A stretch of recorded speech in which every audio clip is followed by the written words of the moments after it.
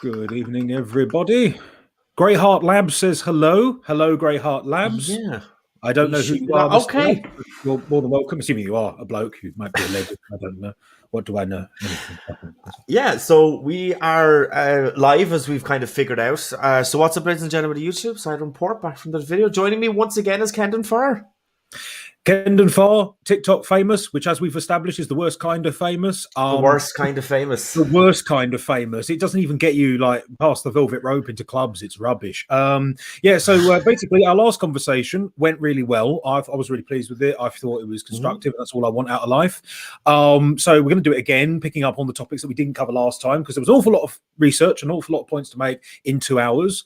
I was given a little bit of homework. Which we're gonna talk about that. It's picking up on Trump conversations related to Trump, and then we've got other bits and pieces that are less American, more theoretical. Maybe, I don't know. Hello, Mike Graves. Hello, Autistic Bot. Hello, everybody else who might be watching. So I'll stop rambling, Stephen. This tends to be my habit. So if I just drink some juice, you can do something constructive and intelligent, and we shall crack on. Yeah. Yeah, so the last conversation, so it's been my highest viewed video in the last little while, which is obviously fantastic. It's brought an awful lot of people in, some people from your viewers from TikTok that wouldn't let's just say wouldn't have found my channel organically had it not have been for you. So that's brilliant. It didn't need to be said in the live chat, because I found it myself anyway, that it was ridiculously positive. It was very, just a pleasant chat, and enjoyed it very, very much. So, we kind of quickly had said about a round two. So here we are. So do you want to kind of start on the Trump stuff, or simply because one of the topics that you said that you wanted to bring up was abortion, and I did a debate on it only 2 days ago. So do you want to kind of start with that, or do you want to start with the Trump stuff, kind of do it in order? Well, as someone who used to be a teacher, it's always wise to start with the homework to make the kids think that it's serious. So, we should also let's do the Trump stuff, because for those who might not remember from last time, there were 2 points that you raised in the previous conversation about Donald Trump that I knew pretty much nothing about. One of them was the zero tolerance policy on the Mexican border, because obviously I knew that there was a massive problem on the Mexican border with how the Trump administration was managing the problem. But also there was the thing about Mar-a-Lago. He's obviously his Florida pad, where non-white members of staff were ushered out of the building whenever Mr. Trump would arrive, because he just didn't want to see people who weren't pink. Which are awful. Now, with regards to the Mar-a-Lago stuff, I can't find much that I would consider concrete. I'm not saying that it's wrong. It sounds like the sort of thing that I could believe. Country club racism is obviously a problem in the United States, has been since the founding of the country. There are clubs where, golf clubs where black folk and Jews can't join. That they still exist in weird pockets. WASPs keep them out. I don't know which ones. I couldn't name any, but we've read enough anecdotal evidence to suggest that. Mar-a-Lago, see, the thing is, what I did find was a lot of stuff from people like the late Dr. Ben Carson, or whatever, would say that, well, Mar-a-Lago is one of the few clubs that actually allows minority guests and members to attend. So I think the trouble is with Donald Trump, and this is where you and I will disagree on this, I think, is that there's an awful lot of conjecture, but nothing that's really concrete. There are things he's said and done that are either misinterpreted, repackaged, or rumored. It's more gossip than anything else. And while the old saying has it that there's no smoke without fire, there's not enough hard data on it for me to come down a bit. And if that sounds evasive, I apologize, but I don't, it's not that I necessarily want to believe that it's true. But I don't want to dismiss it because I don't have any good reason to dismiss it. Does that make sense? So yeah, the minority staff in Mar-a-Lago couldn't find much on it, but the zero tolerance policy on the border, well, that was brutal. Let's be honest. I mean, the more I read into it, I was surprised actually. It only lasted for about 3 months. I thought it was a much longer policy implementation. I thought it was going on for a year or two. Turns out they did it for about 3 months, and it was an absolute catastrophic disaster. So they sort of abandoned it. That was Jeff Sessions was the author of that one, wasn't he? Yeah. Yeah, again, brutal and callous. Not going to argue about that. Authoritarian, clearly. Designed to scare people crossing the border, certainly. But again, brutal and callous does not mean effective. Let's be honest. Also, the problem is that the assumption that it was a racist policy because, of course, they were dealing with Mexican immigrants, and I think there was the color disparity there. Again, I certainly agree that the zero tolerance policy was a mistake because it just didn't lead to positive outcomes of any kind. Whether it was something because again, it's only about they were only discussing really Mexicans. It's the sort of thing you'd have to test. What would he have been like with a pink population crossing the border? Would he have been gentler? Do you think? I don't know.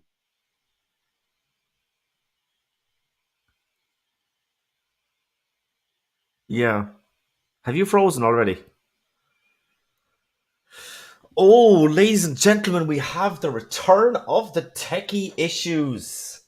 That is just terrible. Just terrible. We have a refund. I was just going to say we had a little bit of a load. Yeah. Return of the tech issues already. So it's my rambling sort of cryptic answer. What's your take on it, Stephen? I mean, have I not done enough research? Have I, what would you say? What would you have in response to those points? No, I mean, the whole kind of reports about Mar-a-Lago, like I knew that there was, that it was less concrete, shall we say, than the zero tolerance policy at the border. Like that was obviously like an actual thing that was like 100% implemented and everything else of this. And you can't deny that didn't, that wasn't a thing. The reports in Mar-a-Lago, they were just reports. But, I mean, like you could kind of couple that with, Trump's kind of racial disparity when it came to like renting houses in New York, something that he and his father were kind of guilty of. It's. I think I'm pretty sure I said it in the last one. Whereas like any one of these things, like on their own, independent of anything else, probably wouldn't be good enough evidence. But like all of these things together, bundled together, it doesn't look good. It doesn't look good, certainly. I mean, and as I say to people when I do my live streams on TikTok, or when, in our previous conversation, I was never a Trumper. I was never a Trump fan. I thought he was far too much the carnival barker, the showman, the reality TV producer. He wasn't. I know people wanted something fresh, and I know people, they didn't want a career politician, and I understand that. I understand the appeal of a character that doesn't conform to that, but you do need to have some sense of how it all works. And Mr. Trump did not have that sense at all. He thought he could just barrel in. So again, he has that idea. I mean, obviously, this is the guy who but propagated the birther conspiracy when President Obama was running for office. Again, I'm pretty sure he did come up with that. I'm pretty sure he was the first person that. He might be the first. Pretty sure. He might have been the first celebrity to put it out there, but that I don't think that came with Trump, because Trump is not an innovator. Trump doesn't invent anything. So he might have found that on a dark corner of the interwebs and propagated it. But again, although that's clearly it's a specious question, isn't it? The idea that President Obama, was he born in Kenya or wherever? It's is he doing it because he genuinely believes that Barack Obama was born outside the US, or because he knows it will ring with the public? You don't know with Trump. And that's the thing about Trump that I really didn't like. You didn't really know the man. I don't know what his favorite book was. I don't know what his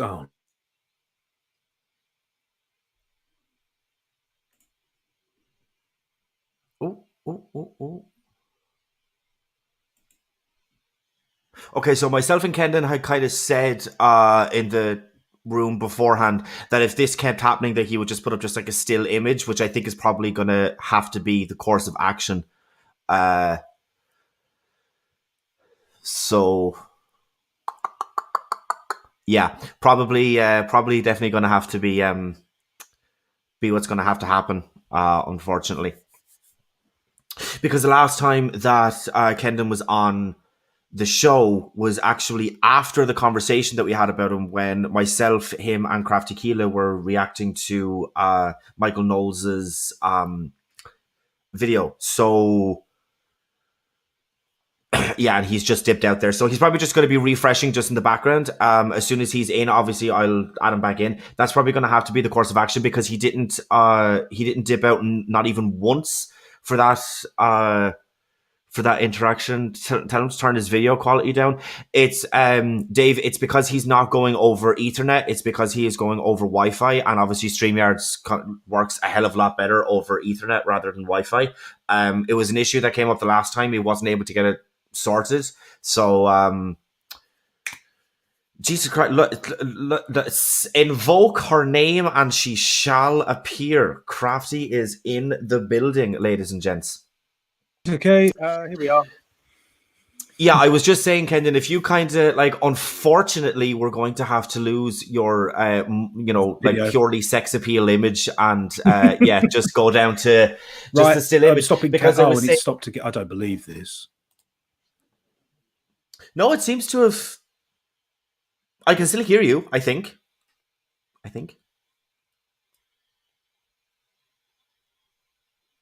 Oh, possibly. Jesus Christ, we definitely are. We're definitely having some lot of issues. That's very strange that it dipped out immediately. It's very strange.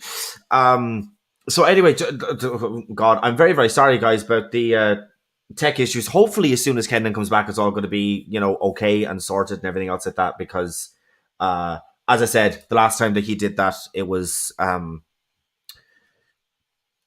grand for the rest of the thing, and we were streaming that night for 3 hours, and there was not a single dip. There wasn't a loss in quality, voice quality, anything else like that. So,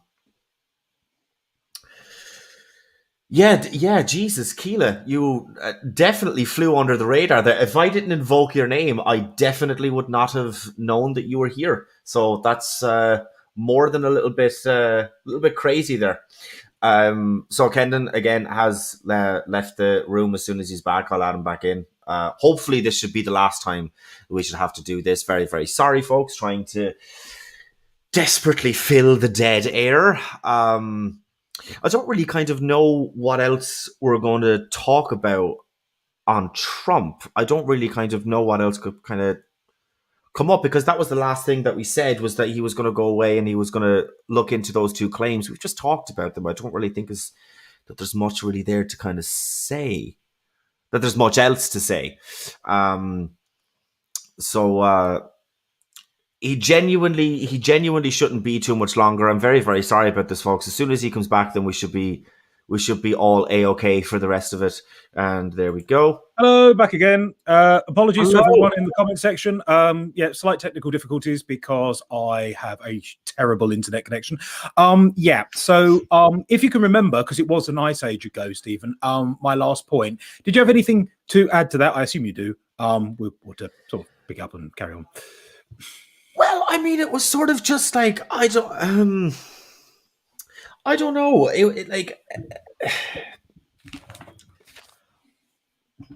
really know what else I could kind of add to it. You know what I mean? I don't.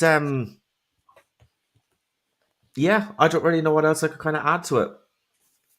Okay. Just to kind of very, very briefly, if you could just kind of summarize your last point, because I probably have forgotten it, and that's why I don't have that much to say about it. But and that is entirely my fault, Stephen, so I apologize profusely. My last point pretty much was that there is an awful lot of anecdotal, circumstantial evidence related to Donald Trump and his racism, latent racism, call it what you will. I am not about to deny that this man is innocent, a bit either man is problematic. He's clearly got something wrong with him. And as I say, I was never a Trump supporter. The trouble is, though, is I could never find anything hard and fast on him. Yes, there was the the discriminatory housing policy of the 1970s. I mean, that's undeniable.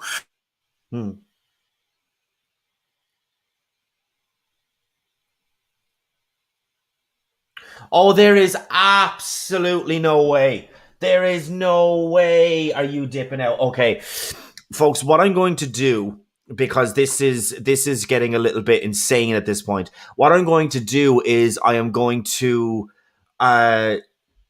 say to Kendon as soon as he's back, because this literally ridiculous. What I'm going to do is I'm going to move the conversation over to Discord, and I'm just going to post the conversation over there. That's just what I'm going to do, because that is ridiculous. The fact that this is still happening with no video, no nothing. Yeah, wow, insane. That's extremely strange. Extremely strange. Output. So input, output. There we go. That's what I'm looking for.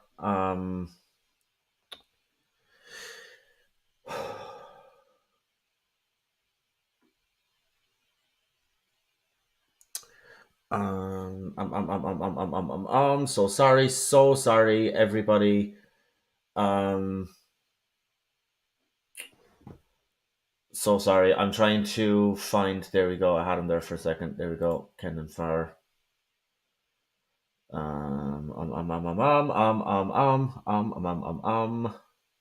Roles. There we go. Oh, there we go. Roles. Moderator. So.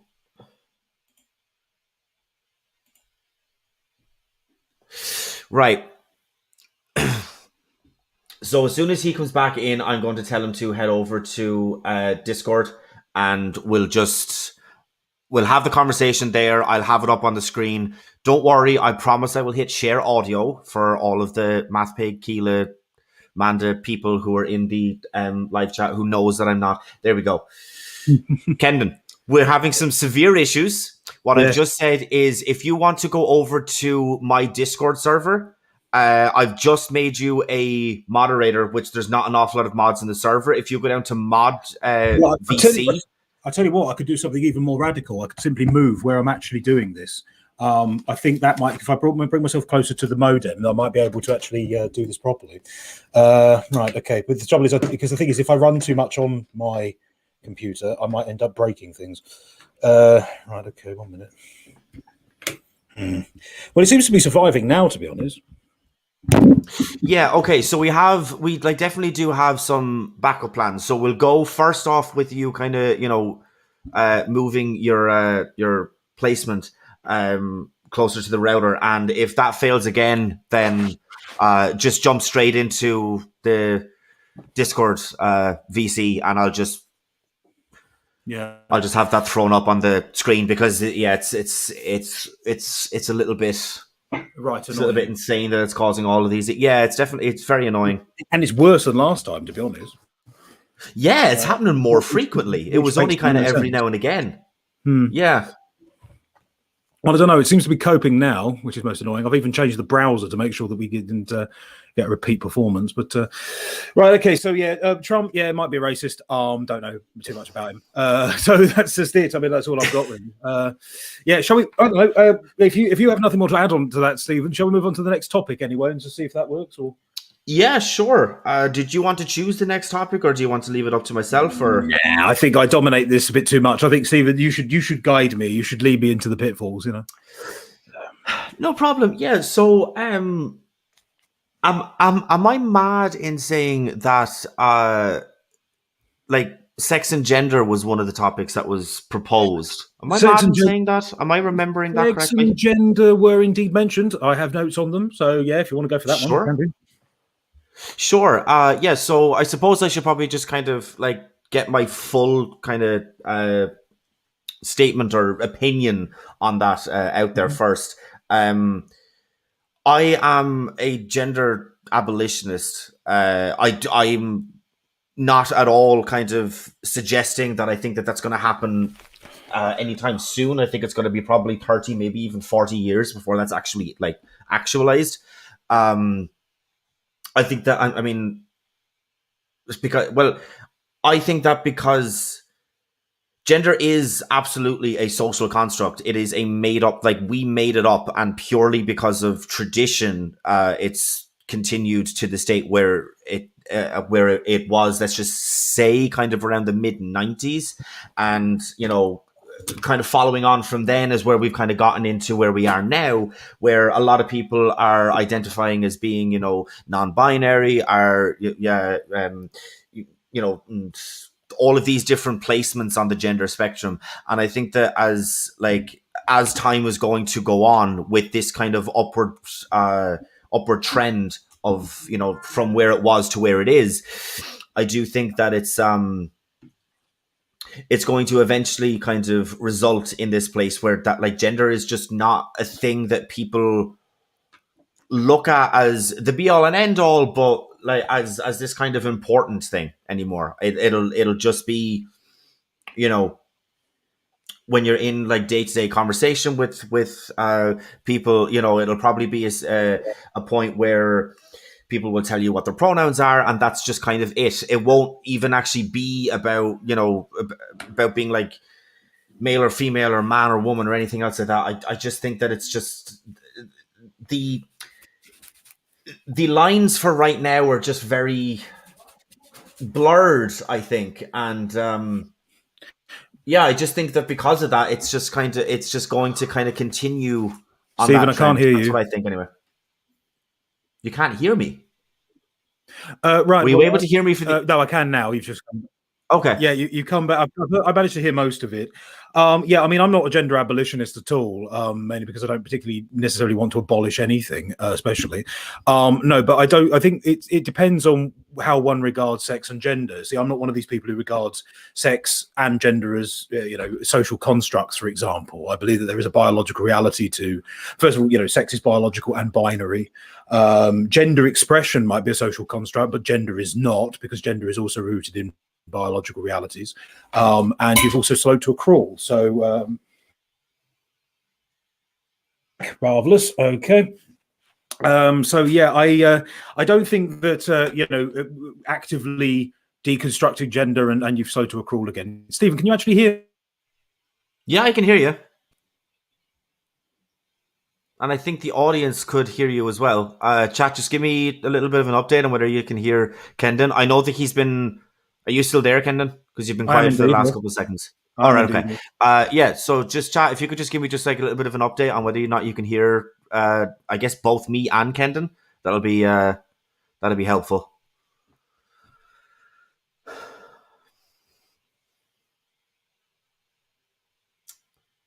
We could? Okay, yeah. So we can hear both of us. Kendon, you've muted yourself. Was that purposeful or? No, I'm back here. I've just repositioned the microphone. That's fine. Cool. Right, okay. Yeah, okay. So we can hear him.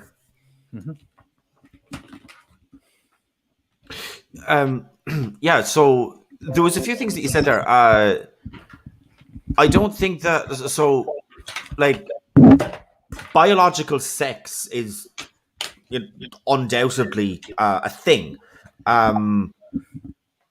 However, I just don't think that gender is a thing in the same sense as it is. Not even close. It's literally a social construct. So, like, it's not rooted in anything other than tradition, other than this is the way that it was, and so this is the way that it should be or should continue to be, etc., etc. So, well, I would take. The only thing I would say about that is that obviously, it depends on.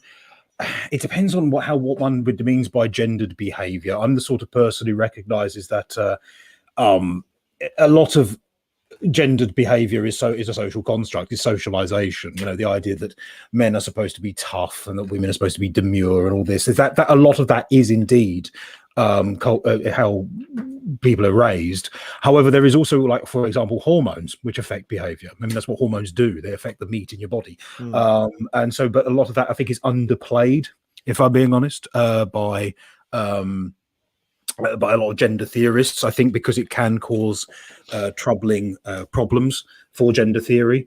Again, perhaps I'm talking nonsense. I would be prepared to accept that. But as I say, I take a dim view of there's a kind of, if I'm being brutally honest, an anti-scientific approach, a kind of anti-biological approach to a lot of gender theory, which kind of winds me up a little bit. And I say it only winds me up because if you dare question the anti-scientific for aspects of gender theory, that you tend to get shouted at, which obviously doesn't lead to a pleasant and constructive conversation. But yeah, so yeah, I mean, a lot of it, the idea that women should have long hair, men should have short hair, for example, well, that's clearly a cultural construct. I'm not even going to argue that point. Yeah, in terms of behavior, I think a lot of it can be explained by hard biological reality. Perhaps, I mean, if you want to come back on that, that's absolutely fine by me, but we will, for which you've been. Yeah, well, I mean, it's this whole idea around, that as soon as one of your fellow Brits, Harry Styles, earlier or kind of late into 2020, did a photo shoot with Vogue where he was wearing a dress. You had people like Ben Shapipi and Candace Owens go out on Twitter and literally have a complete. You just call him Ben Shapipi. Yes, I did. I sometimes call him Squeaky Benjamin. There's a lot of names for him, but anyway, leave my Benji alone. He's lovely to look at anyway. But I mean, like, they go out on Twitter and they have like a literal fucking meltdown about like the death of Western culture and everything else like this, and it's just very, very odd. But I mean, that whole conversation kind of surrounded this idea that that like men shouldn't wear dresses or that men don't wear dresses, but men did in history, and we know that like the idea around gendered clothing has changed like dramatically all throughout history. So it's just a very weird place for me. I see your point, Stephen, and raise you a right-wing conspiracy theory that will either make you laugh or make you wince. How's that? Would that be acceptable to you? Sure. Go for it. I'm bracing myself. Let's poison your audience with my right-wing lies. Okay. So here's the thing. There is a movement on the right that believes that there is a deliberate, concerted deconstruction of gender norms to achieve some sort of weird breakdown of basic building blocks of Western cultures. And so when Harry Styles appears in a dress, which, by the way, was an ugly dress that didn't fit him, let's be honest, it was not a flattering garment. I don't care which side of the aisle you're on, that was not a pleasant thing to look at. That it's actually, he was asked to wear the dress and appear in the photo shoot deliberately to annoy people who wanted to stick with the fixed gender expression of women in dresses, men in trousers, for example. There's also something that you'll notice in a lot of feminist writing. If you go and look at, you've heard of the portmanteau girl boss, have you not? This idea in the feminist movement, the idea of girl boss energy. Have you heard of this one? Right. So what seems to be the case is that traditional masculine behavior is acceptable, but only if exhibited by a woman. And traditional feminine behavior is also acceptable, but only if it's exhibited by a man. And it's this weird kind of, and I'm not suggesting for a minute that there's a complete switch or anything like that. But if you, Stephen Ryan, as a bloke, decide that you want to be traditionally masculine, however one defines that, and of course that's a rather loose, amorphous term, that you're somehow a threat or your masculinity is toxic, for example. Whereas if you decided to stay at home and raise the kids and do the housework, everyone would cheer and praise your name. If you are a woman and you want to stay at home and be a traditional homemaker, for want of a better noun, you are a slave to the patriarchy and your judgment can't be trusted. But if you were to go into corporate America, say, in a power suit and become the boss of everyone and tell men what to do and make lots of money on the stock market, say, that is lauded and applauded. Again, it's a gross oversimplification. That's the first thing I would put out there. But there is that move, a move to. This is what a lot of right wingers become frustrated with: is the idea that actually it's not masculinity that you find toxic; it's masculinity in men. Actually, it's not femininity that you find toxic; it's femininity in women. And the end game isn't quite clear to a lot of right wing or conservative thinking people. I'm not so worried about it because I think nature will out, and people will find a natural level with which they're comfortable. But I can understand why a lot of people do respond aggressively to this kind of, what could we call it, gender revisionism, perhaps? Would that be an acceptable phrase, do you think? Yeah, perhaps, just for the kind of sake of the argument. Yeah. Yeah. So, I mean, I know I've just rambled on a little bit, but I'm just pleased that I've got a stable internet connection, so you'll have to forgive me. Yeah, I mean, what is your take on it? I mean, Sorry? Oh no, you've disappeared. Can you still hear me, Stephen? Nope, you're there. Yeah, I can. Yeah, I can. Excellent. Good. What was the last question that you asked me? What do you think of what I've just done a massive classic info dump. I mean, what do you think of it all? Yeah, well, I mean, I don't know, like the whole thing about Harry Styles, like I didn't have the opinion that it was an ill-fitting dress. That wasn't necessarily what I was kind of focusing on, but it was interesting, sure. If it was me, would I have done it? No, but that's just because I don't tend to feel comfortable in a dress, apart from the couple of times that I've gone in drag. There's a different story for a different day. You're bolder than I am. But yeah, the whole thing. I mean, like Dave in the chat has said that heels were originally invented or were originally worn by men. If you go back to kind of like if you go back to ancient Greek culture, they had very gender neutral pronouns for younger children. So basically, what they would have is they would have boy, and they would have lady. And as soon as they started, giving off kind of more traditionally more gendered behavior, they would then start to refer to the boy as a young man, and as the lady as I think they actually continued with lady. But the point is, I mean, like even in the like, or the clothing that the children in that they would wear was basically the exact same. There was virtually no difference. And even in, okay, were there some very, very like smaller differences between, the togas that a male would wear and that a female would wear? Yes, but let's just be totally honest. A toga is a form of a dress. I'm sorry.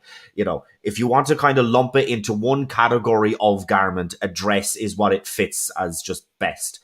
The whole idea of, your kind of more, your neighbors to the north of your physical island country, Kendon. Scots, a kilt. I'm sorry. I know it's a form of, and I know that people don't really like it when you kind of like put it into this like very kind of very specific thing.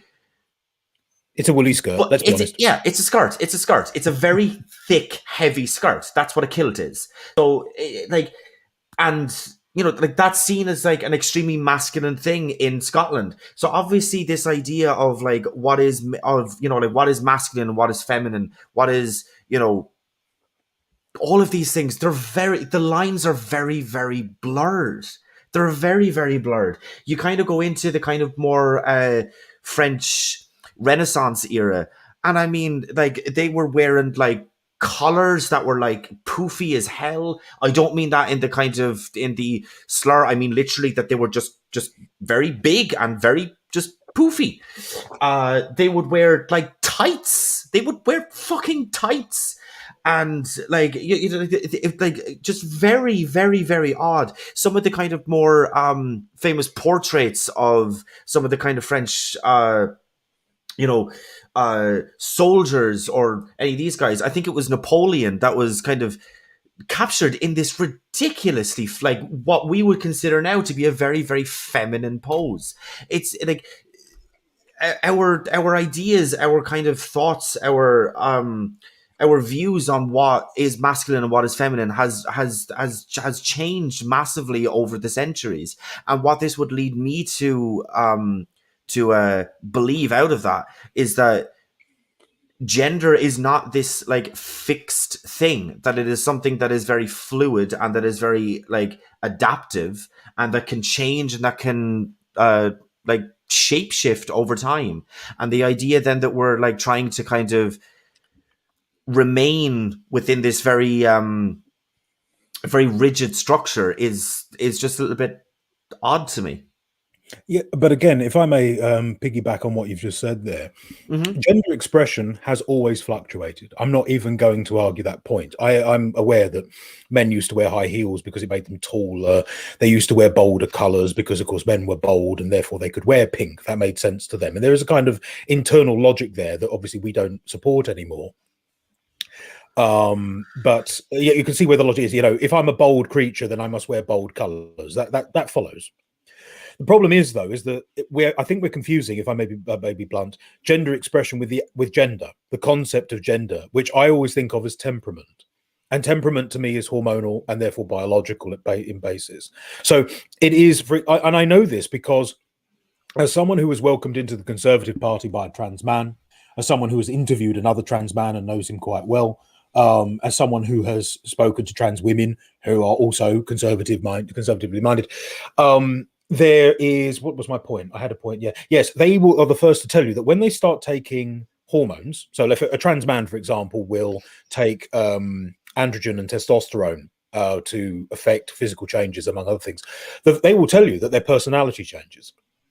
I always remember my friend, I won't give you his name because he hasn't given me permission, but the trans man that I interviewed, when I asked him, what was it like when you were on T for like the first couple of weeks or whatever? He's like, I understood why men were obsessed with sex more than women were, because he said, if it moved, I wanted it. That was his exact phrase.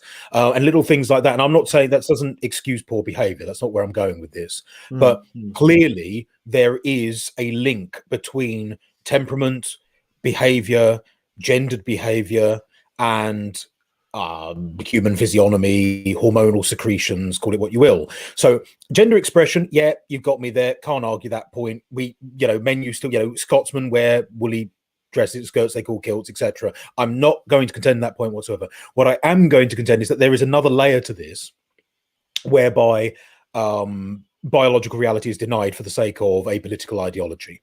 That would be my position, right or wrong. That's where I'm coming from. Please feel free to correct me. There you go.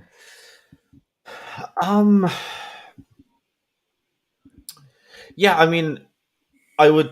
It's kind of cheating, but I would literally just ask what Dave has just said in the chat. Are you saying that hormone levels, is that what defines male and female? No, that in itself alone is not enough, because there are, of course, feminine men and there are, of course, masculine women who are not gay or trans or anything like that. So hormone levels enough are not sufficient. One is male or female, depending on, reproduction, effectively. Male is a biological category. So you, Stephen, I presume, are male because you have functioning testes and produce spermatozoa, for example. Another mammal would be female if it produced ova from ovaries and had uterus. So there is those are biological categories rather than social constructs, for want of a better phrase. We are a binary species. There is only male and female. because those are the only two sexes that you need to make a baby. And the primary purpose of sexual intercourse is, of course, reproduction of the species. You only need two sexes to achieve achieve a baby. So that's what makes male and female is not so much reproductive potential. Is that the right word? I don't know. I think just basic plumbing more than anything else. So hormones play a part, not going to lie. If one has testes, one produces more testosterone, for example. But and also you have certain glands that men have that women don't. But the binary male-female is defined by biology, not by social convention. Yeah, that would kind of define like whether or not you are male or female. And like, I understand that this is like a little bit confusing. I got into a Twitter argument yesterday, and it was, oh my god, it was absolutely just infuriating. I have genuine sympathy for you, Stephen. I'm not bold enough to get into a Twitter argument, so you have my respect in that regard. Yeah, it's kind of yeah, and it's where I can kind of understand it getting a little bit confusing, right? I can kind of understand where there's, you know, a little, because these two terms kind of seem to kind of like interloop or overlap very, very easily. But like with regards to this conversation and in this context, we would be talking about like the two being your sex, so male or female, but there is a difference between like male and female and man and woman. So what makes a man a man? I mean, is it because they have, you know, the genitals that are associated with male? I mean, in a purely like very sort of, I would kind of classify it as very kind of like tunnel vision approach, then, you know, sure. But I think that there is obviously more that goes into making somebody, you know, a man versus not a man, or more towards woman. I mean, like, we're about to open the trans door, aren't we? Yes. I mean, obviously, yeah. I mean, the whole kind of conversation around sex and gender, I mean, it kind of inevitably, like, at least includes people who are trans. I mean, you know, so the basic kind of crux of the argument, and I'm not going to go into too much because obviously, you know, it'd just be like a massive info dump on you, and it's completely something that you would know previous knowledge of, so that wouldn't be fair. But basically, she was making the kind of like totally separate category. So there are men, there are women, there are trans men, and there are trans women, and they are completely like four different like things that you can be. Whereas I would just kind of who is she? Sorry, who is she? Oh, it wasn't like a bigger name. It was just your average kind of Twitter user. It wasn't. Like you're referring to the Twitter. Yeah. Yes, please carry on. Sorry for interrupting. No, you're okay. So whereas I would just kind of minimize that into two. I mean, you know, look, it may be the kind of the, you know, wokeness in the leftist in me kind of coming out, but trans men are men, trans women are women.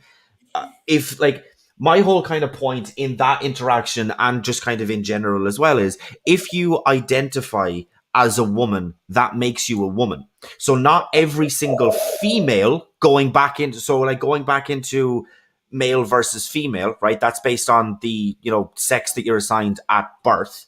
Not every female is going to identify as a woman. Not every man, or like, not every male is going to identify as being a man. But if you are a female and you identify as a woman, then that makes you a woman. There is nothing like intrinsic about womanhood that like needs to have the kind of sexualized organs that are like that, like needs to have any of that in it. Like, it is literally just something that you identify as. There is nothing intrinsic about about any of the kinds of more biological side of it that determines whether or not you are a woman.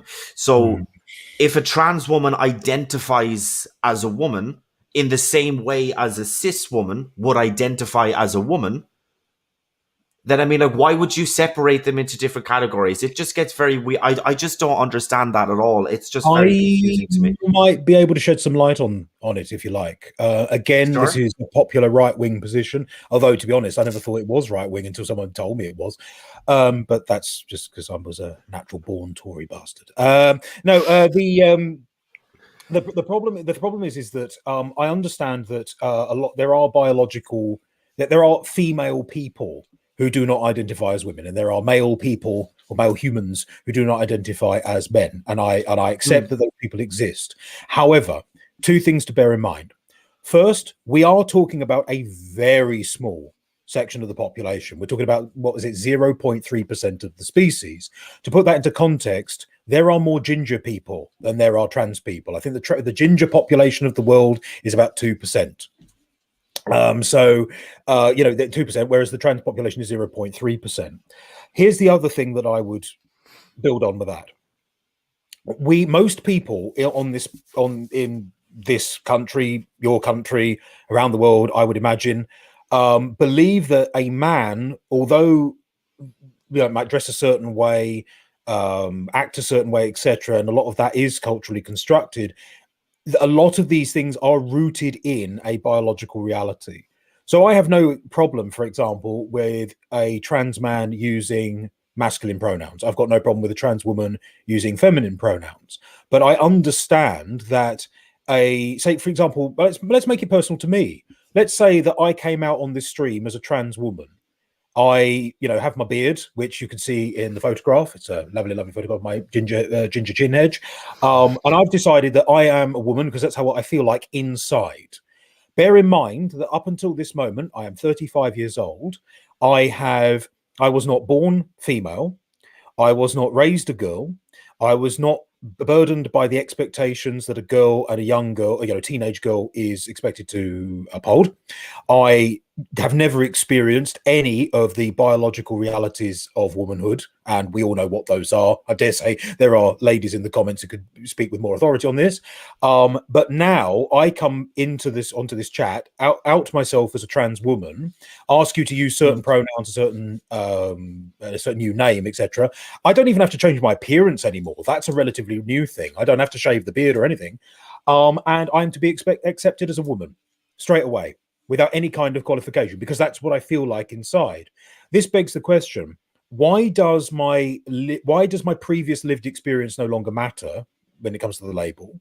But also, what does that? So why? What makes me feel like a woman? What makes me feel like a woman? If I wasn't born a female, raised as a girl or a teenage girl, etc., etc., why do I have this sensation that I'm a woman? And why does that entitle me to call myself a woman? I'm not saying it's a massive problem. It's the downfall of Western civ, etc., etc. That's far too extreme for me. But I think that's a perfectly sensible question. Why am I able to just pick and choose labels that I'm comfortable with, without any respect given to most of the people who use that label, who were raised a certain way and born with a certain body or certain reality? Do you see where I'm coming from with this? I think my point has dribbled off towards the end. Sort of, yeah. I have a rough idea of kind of what you're saying. So, I mean, like, I don't think the lived experience that anybody who is trans has up until the moment that they kind of come out as being transgender, I don't think that that's kind of just immediately discarded.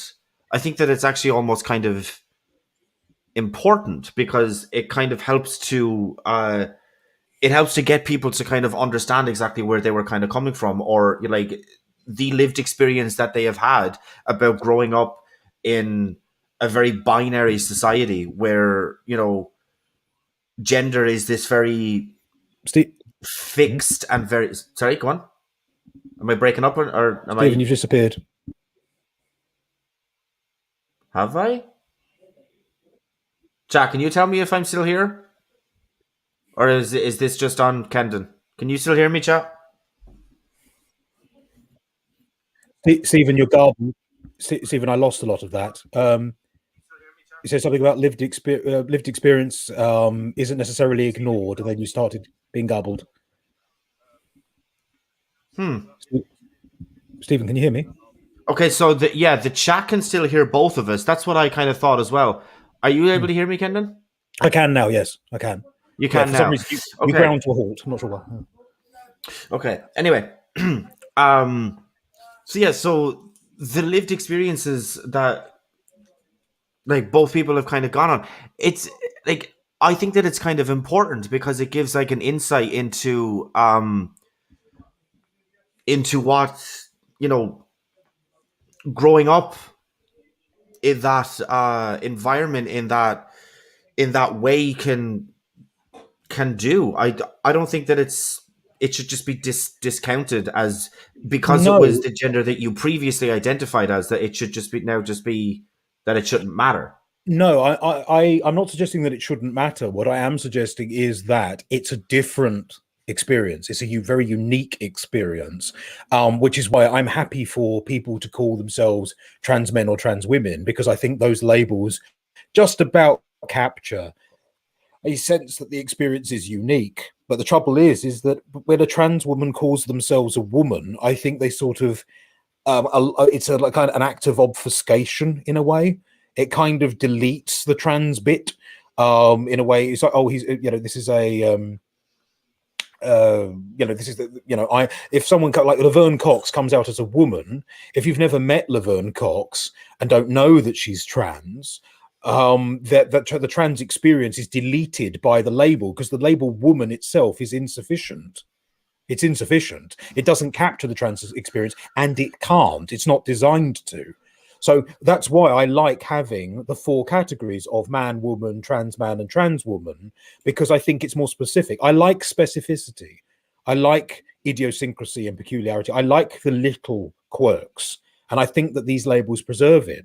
Preserve them. If perhaps I'm naive in this, and let's face it, as someone who is meant to be cis, I'm kind of not allowed to have opinions on this topic. So it's a bit of a rough one. But as I say, there are trans people who agree with me. There are trans people who disagree with me, and they're in my circle. So clearly, it's not a monolith. Whatever one thinks, it's not. It's not a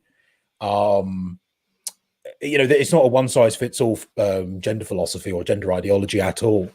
As I said in one of my TikTok videos, though, the trans man who introduced me to the Conservative Party isn't allowed to attend local trans meetings because he does not subscribe to the view that a trans man is a man and a trans woman is a woman necessarily, or he doesn't think it's a problem if you disagree with that, and that alone is enough to get him outcast, cast into the wind, which is a shame, I would argue. But Well, I mean, yeah, I would kind of say that it is like, yeah, I would, I mean, I can kind of understand where they're coming from though, because I mean, I personally kind of think that, and like this is coming from like a psychology background, uh, like kind of, forcing people to, or like trying to kind of make this the kind of the more common thing that is said, rather than saying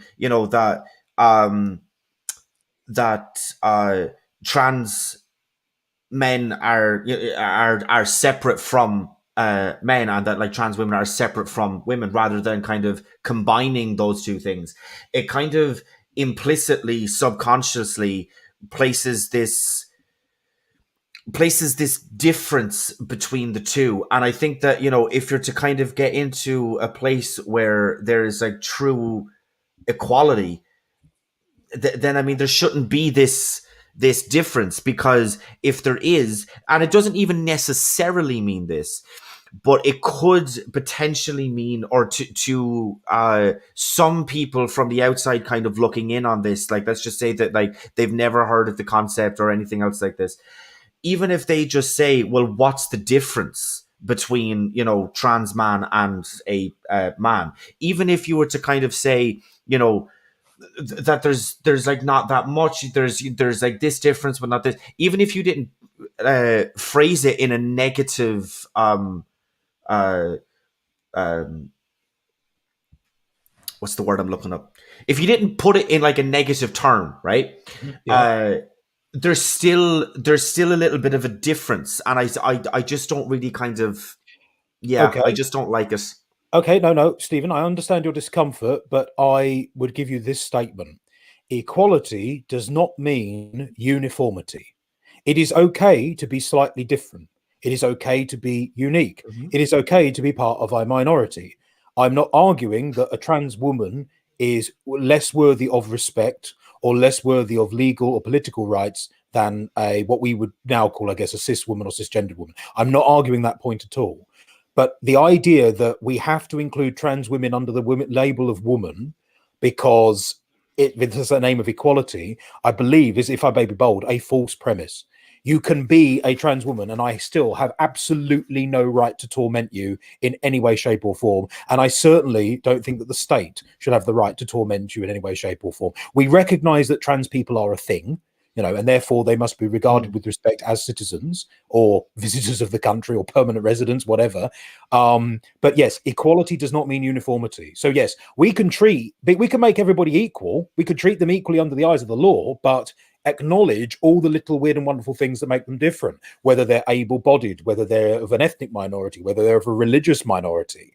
You don't have to make everybody the same. You don't have to lump them all under one umbrella. You can recognize difference, but give them the same tools and toys. That would be my position on it. Now, that is a really disturbingly egalitarian philosophy for a Tory to come up with, but it means, I don't, because again, if you want to respect, and I presume that you do, and we are speaking hypothetically, of course, if you want to respect a trans experience, I would argue that putting the trans woman under the label of woman deletes or obscures the trans experience, because the original word woman does not capture the trans experience at all. So in actual fact, if you want to pay respect to trans experience, trans rights, trans needs, desires, etc., it might actually be better for them to be considered a separate category, but then to make sure that they are not abused or slighted by social and political systems. Does that make sense? Is that at least internally consistent, even if you don't agree? Yeah, it does. I would just kind of say, and I'll state this, and then you can kind of respond to it, and just kind of in the interest of time, because I can kind of see that we're very, very, very quickly coming up on our first hour. Yeah. I would just kind of, okay, so I can understand where you're kind of coming from, and even though we don't agree on the like more specified point here, shall we say, we're like both coming from a point of, trans people shouldn't be discriminated against. They shouldn't be, fired or refused rent simply because on the basis of their transness. Yep. I do kind of like this kind of more so very, very strict definition of, man and woman. And I'm not even necessarily kind of levying this against you personally, but what I've kind of seen is this idea of, well, a woman is somebody who can, bear children and can give birth, right? That's what a woman is. That's what some people will say, right? Mm-hmm. That's what a woman is. If you can give birth, then that means that you're a woman. Or, if you have a uterus, then that means that you're a woman. Okay. If you have a uterus, yeah, but I mean, would they classify a woman who is barren as not a woman? It just gets into this very kind of like It does. strange It sort does. of language, right? Yeah, It no, gets it into does. this very strange classification. Well, again, it's the idea. I mean, you could cut this down until you're on the subatomic level and still not get a final answer. I mean, this is the problem, isn't it? I mean, I know. Look, let's make this vaguely personal to me. I know in my own family, young women who are barren. I know one of my relatives had a hysterectomy. I know friends, mothers of friends who've had mastectomies or double mastectomies, and a lot of them do actually experience a kind of psychic crisis. They have expressed to me, that I went to therapy because, if I don't have the right parts, am I still technically a woman? That was a question that came up.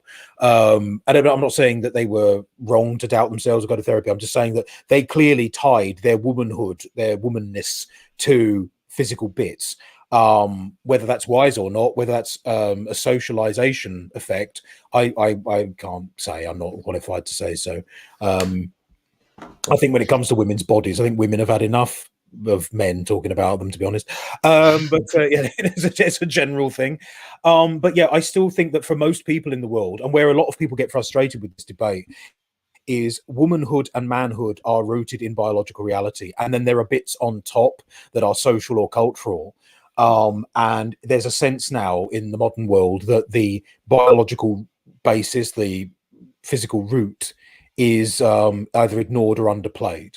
Now, if that perception is wrong, that's fine, but it doesn't really help when people scream phobe or ist or bigot when you question certain principles. And I think where a lot of the anger on this issue, and you know this, Stephen, there is a lot of anger regarding this issue, comes from the fact that people don't understand that it's not necessarily hatred that motivates the criticism. It could just be confusion. There is always that in itself is forgivable. But there we are. Yeah, so okay, we've talked for just over an hour according to the clock, Stephen. We haven't solved the issue of trans rights, but nope. Did you want to move on to something else, or do you want to? I mean, I'm kind of comfortable moving on to something else. I think that we've kind of gone around the roundabout of Trump and Trumpism and what it means to be trans and sex and gender and all of these things. I think that we've gone around the merry-go-round on those things. So yeah. Was there any, like, I know that abortion was one of the other topics. Like, was there anything else that was missed last time or that was brought up in the interval of, or? Well, abortion was one. I think feminism reared its head. We've covered trans, sex, and gender pretty much in one bout, which is actually quite impressive. Abortion and feminism are the two other ones that I've got notes on.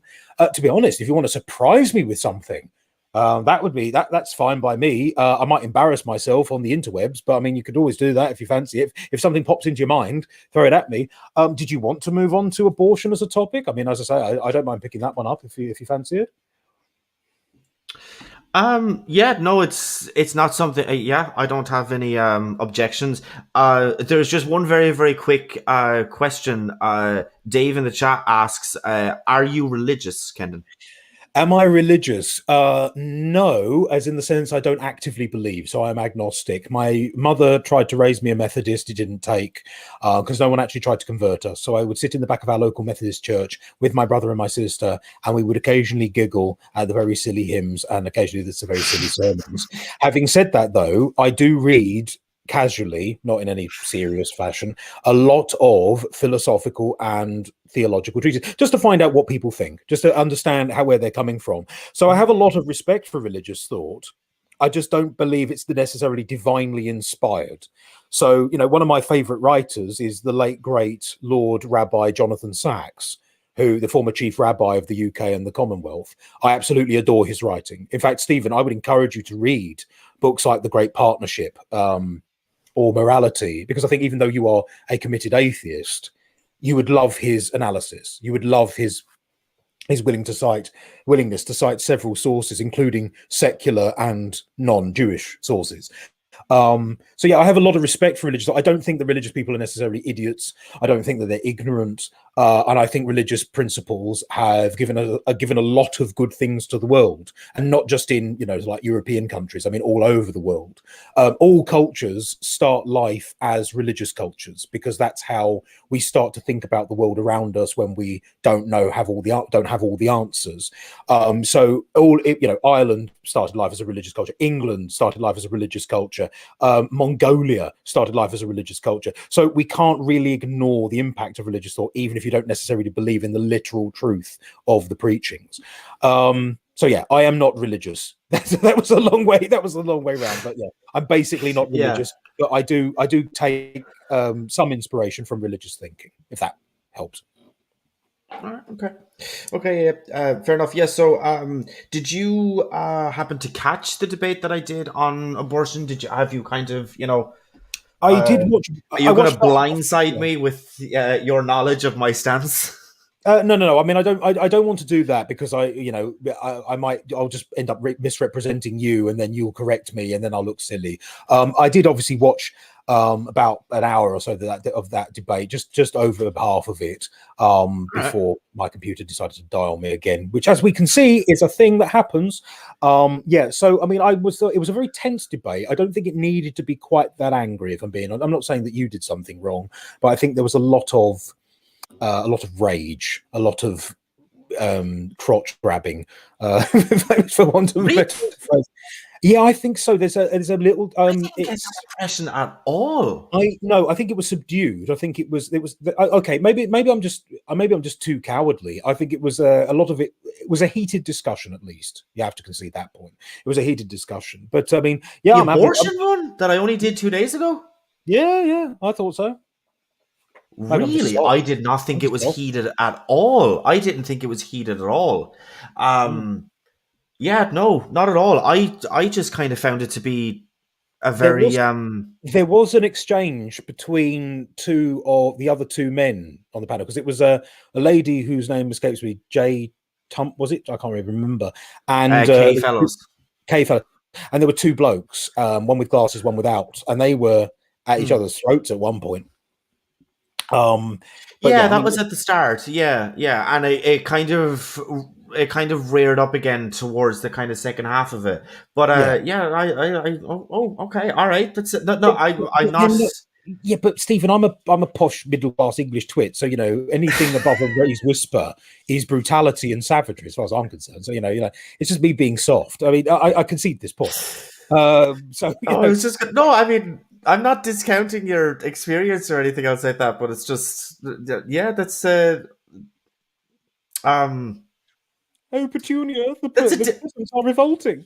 Yeah, so it's yeah, that's a no. It's just a very different experience than I had when I was in the room and actually doing it. I thought it was actually very chill. But look, anyway, we're getting far too much into past debates that I've done, and not nearly enough into the actual conversation at hand. So yeah, so you had said that you had watched it and yep. you've kind of an insight into my positions on it. So do we disagree, Kendon? Of course we disagree, Stephen. That's the best thing about these conversations is that we don't agree on anything. If you told me the sky was blue, I'd look out the window to check because I don't trust the socialists. No, it's not that bad, ladies and gentlemen. I actually quite like Stephen. He seems like a pleasant enough chap. No, here's the thing. Let's put one issue out the way. Medically necessary abortions, I'm totally in favour of. I'm not one of those people who thinks that you should give birth to a child that would kill you. That's ridiculous. I mean, they perform Mm. abortions in Saudi Arabia on those grounds, believe it or not. The Kingdom of Saudi Arabia, which is no one's idea of a feminist bastion, actually has legal medical abortion procedures in place. They make it a religious ritual, but even they recognize that if the birth would kill the mother, then the baby must either be born by cesarean section or aborted because it's there's no other way around it. The problem that I have with abortion on demand, and I've said this in a TikTok video, is I think it treats human flesh and human life far too casually. And that really troubles me as someone who was told when he was doing teacher training that Down syndrome children were disappearing from Britain because parents were opting to abort them, as someone whose politics were founded by a visceral, horrified response to events that happened in Europe, which we all know about, and let's not dwell upon. I find the concept, the callous and casual disposal of human flesh, deeply, deeply troubles me. Um, I, to me, it ends a human life when human life. I think that this is the thing, Stephen. This is a religious idea, actually, which is why it's odd coming from me. The only reason why you, Stephen, and I'll make this personal to you, the only reason why you have value as a person is because you must have something in you, some innate value that no one can take away. So we used to say that was you were made in the image of the creator, gifted with a divine spark, which we call the soul. That's gone by the wayside for the most part in the Western world. But it's, I don't like the idea of human beings being killed in utero for seemingly on a whim. I mean, particularly, well, I mean, it doesn't sit right with me. That's it. That's all I've got. It doesn't sit right with me. I mean, if you want to sort of prize that apart and point out the inconsistencies, feel free to do so. I mean, yeah. Look, it was. I don't like largely disagree with you. I do think that as I said in the actual debate, I don't think that we should that I value human life, and I think that I think that I think that murder is wrong, and if you have any sort of like a consciousness and stuff like that, that if you murdered that person, that you should be punished. But I also don't think that, and this is like absolutely key. It was one of Kay's favorite phrases for that entire thing.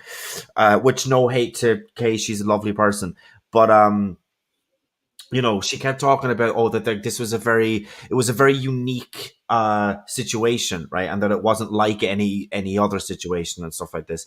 I like. I don't personally think that anybody should be forced to, tie their body to somebody else's simply because that's going to preserve life, or simply because that is going to, in this case, develop life. Um, you know, as I said in my opening, for that, there's been several court cases all over the world that have won based on the position of bodily autonomy, that you have that right, that nobody should force you to donate blood or donate an organ or like do any of these other things. So why is it only, and by the way, most people agree with that position, right? That the big bad government can't come and knock on your door and force you to give blood or to force you to give organs. I think by and large everybody agrees on that. But it's just it's this one suspension of bodily autonomy that people are comfortable with when it comes to preserving the life of the unborn, and I just find that very strange. You're everybody loves bodily autonomy apart from in this one instance, and that's just very strange to me. Okay, I might be able to pick that up then. I could see that there's a lot of yeah, I was going to say that I can see that there's Crafty Keeler is in the chat, and she's dropping questions in, so maybe I might have to respond to some of those if she's willing to hear my responses. No, the trouble with bodily autonomy is this: a baby in the womb the relationship between mother and baby when mother is pregnant is parasitic. The baby lives entirely off the mother's body and nutrients and all the rest of it. So I do recognize that. The problem is that there are very few scenarios where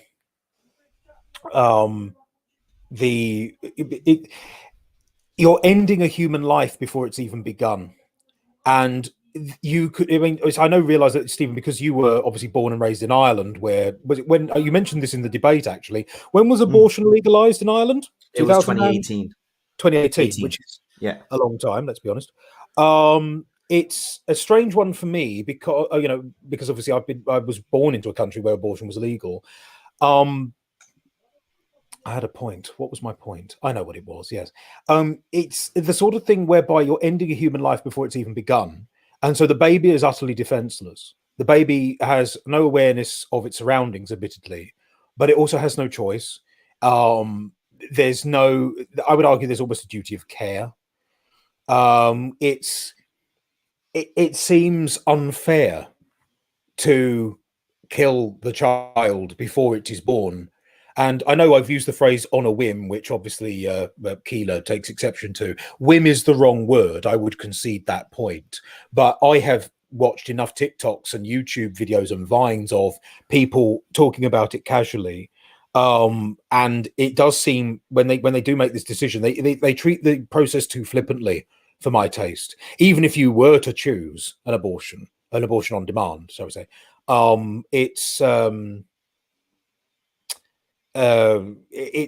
you ought to recognize the incredible act that you are committing, which is you're ending a human life before it's really begun. And that doesn't sit right with me. People use the phrase "a woman's right to choose." Obviously, Stephen, you've heard that phrase. Everyone's heard that phrase. But I would argue is like, what are you actually choosing? What are the options? The choice is not between pregnant and not pregnant. The choice is, does this baby live with the potential that it's born and grows up and becomes a child, becomes an adult, mates another adult, has a family and has children, or do you choose the baby to die before it's even born? That to me is the real choice. And I don't think that's the kind of choice that should, even if you were to be given that choice, I don't think it's the choice that should be given, that should be made lightly. If lightly is even the right adverb, let's be honest. Yeah, I mean, I don't think that it should be done like lightly. We've all kind of heard the, memed position of, safe, legal, and rare. And I mean, I would kind of tend to side with that. But I mean, in the kind of broader like scheme of things, none of us are saying that. And okay, so I'm just going to say this just like very, very quickly. I've given the link in chat to Keela. Yeah, she was supposed to actually be on the debate on Monday, but things changed. So I'm just, if it's okay with you and everybody else involved, I'm just going to kind of pass this particular topic just off to her. I think that look, obviously I'm okay doing it. I did a debate on only 2 days ago, so I'm more than comfortable kind of talking about it. But it's just, I think that she has some very unique perspectives on this that I think shouldn't be left unmentioned. I mean, I've exchanged words with Keela before, obviously, because we were watching the Michael Knowles video. But obviously, we come from completely different ends of the political spectrum, and I respect that. If Keela wants to jump in and correct the penis bearer with his ridiculous ignorant views, then she may do so with my blessing. I have no objection to that at all. No problem. This is just it. I mean, as I say, by the way, I watched your debate, and this was mentioned by, I think, the pro-life lady whose name again escapes me, even though you just mentioned it. Okay. Anti-abortion laws on their own are insufficient. I'm the first person to concede that point. We know, for example, that El Salvador, for example, the number one cause of young mothers' deaths in El Salvador is apparently suicide, because they want an abortion and they can't get one, so they can't stand the thought of giving birth to a child they don't want. It's obviously that's horrific. I'm not going to endorse that at all. So there needs to be some kind of formal preemptive education on sex. Because this is the thing that you notice, particularly in the United States, and I dare say that Americans who are watching this now, either from my TikTok channel or who watch you, would recognize that the states with the strictest anti-abortion laws are also the ones with the strictest anti-sex cultures. They just don't talk about it. They don't talk about what goes where and why. They don't talk about urges or changes or the hard realities of doing things the wrong way, etc. So passing anti-abortion laws would be okay if you compensated for them by reducing the number of abortions, by making sure that pregnancy never took place in the first place. I would concede that point, certainly. Simply just blowing up abortion clinics or whatever it is people are inclined to do, that doesn't solve anything. In fact, it just makes the problem worse, because you're not actually doing anything constructive. You're just breaking things. So I'm waiting for Keela to just magically appear and shout at me. I don't know where she's gone. Yeah, she was in the back room for a minute or so, but it kept saying that her device was not connected, that she would need to connect her cam and her mic before I can add her into the thing. So, yeah, a little bit confusing. That I don't think that's actually kind of happened with Keela before. She usually just kind of jumps straight in. So I can only imagine that she'll still be on her way. Yeah, I mean, let's face it, even if she can't connect, she can chip into the comments. I'm happy to pick up the points she made. But yeah, Brand Says, who's one of mine, he's come over from TikTok, has pointed out, if mom is healthy, baby is healthy, finances are in place, then why shouldn't she carry it to term, excluding raping and incest? At that point, the abortion is performed for convenience. Convenience, again, difficult word to wrap round, because sometimes it isn't convenient. Sometimes there is a... But yeah, there is a good point. If you've got all the means at your disposal to raise a baby, then an abortion seems, I don't know, not casual. What's the word? For a former English teacher, I'm finding it difficult to find the find the appropriate adjectives. No, it does seem like a bit unnecessary. It just seems unnecessary. It's like, okay, you've got everything at your disposal. You're not broke. You're not living on the street. But you're pregnant with this human life, a potential life that could go on to do great and glorious things and have fun, and you've chosen to end it. No, that doesn't quite follow. Keela's working on it. Yeah, she is definitely working on it. Leaving you, Keela. I mean, look, at my kind of like very, very, very straightforward and very simple answer to that question is, so if that person has all their finances in order, if they have a roof over their heads, as we said several times on the last conversation, if they have a roof over their head and they have the fridge fully stocked, why in that situation would that be necessary, allowed, any of those words? Because it doesn't matter how much money you have in the bank, how much of a roof over your head, or how much food you have in the fridge. That unborn life still does not have the right to borrow your body for 9 months against your will. And it really is just as simple as that. Like this will always look. And I know that we all kind of, in that debate, we like heavily relied on all of these analogies and all of these everything else like this. At the end of the day, this will always, and I do mean always, come back to bodily autonomy. And here is Crafty Keela to set us all straight. Keela, are you mic'd up? I was just going to say that was a little bit of an anticlimax, Keela. That was there we go. Yes, there she is. Good evening. How are you? Are you well? Sorry about that. No, my Windows updated today, so all my systems is going through shit. Hi. Right. Hello. So yes, I will leave it completely over to Keela to talk about the abortion issue. I'm going to take this rather convenient arrival of not needing me to be part of the conversation to go down and grab my smokes, because I forgot them downstairs and I'm fucking dying for one. So I must admit, I did notice that you hadn't been smoking. I worried about I'll leave it to you guys just for a sec. Okay, fair enough. Oh, Grant, let me know if I start cutting. Okay. Now, because my Wi-Fi in my new house isn't the greatest. So. Well, if it makes you feel any better, the Wi-Fi connection, I'm in the back of a house. I rent a room and I'm in the back of the house and my Wi-Fi connection is terrible. I'm actually sitting by my door with my laptop on my lap, and the microphone, which is a lovely microphone, is balanced precariously on the actual laptop keyboard itself. So you can't be as low tech as I am right now. Don't you worry. I would not touch you. So feel free to correct me and steer me around, That was how my microphone is even still alive right now. I don't know. Hello? Can you still hear me?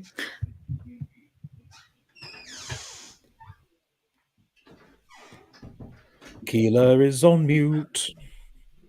Keela is okay. Mute. I should be back. I hope I'm back. Yes, you are. You are. Yay! Sorry. Stephen is tech issues. Tech issues. Right. So let's have a chat. Oh, Go on, Jesus then. Christ. You've heard my two, Bennett. Um, obviously, if you want to go to that, that's fine. Yeah, hang on. I pull up. You said something that I hear all the time is this whole bloody notion that abortion is on demand. In no system in the world, is abortion on demand. What do you mean by that? It is a very insulting term, and I would ask, Keeler? in what other context, in what other medical sphere, would you use the term for availability to I be don't on understand. demand as a negative thing? On demand? Sorry, am I cutting it out? No, Yeah. no. I think there are sort of gaps. So I don't know whether you were pausing to collect your thoughts or whether the mic was dying. I mean, to be honest, with it could be either. On demand in a negative way, I can't think of anything except maybe. Well, no, I mean, euthanasia, sort of like assisted dying, is more theoretical at this point. It's not actual hard in law. No, there's nothing. But then I would argue that there is no other medical procedure that involves ending a human life. So it doesn't really come up as a negative. If I want, I don't know, aspirin on demand, that's not a negative thing because someone's harmed by that. But abortion on demand ends a human being, ends a human life cycle. So yeah, that's why it has the negative connotation, because the idea is, at least if you just take the phrase and directly translate it, the idea that you can ask to end a human being that hasn't been born yet. That's why it has the negative connotation.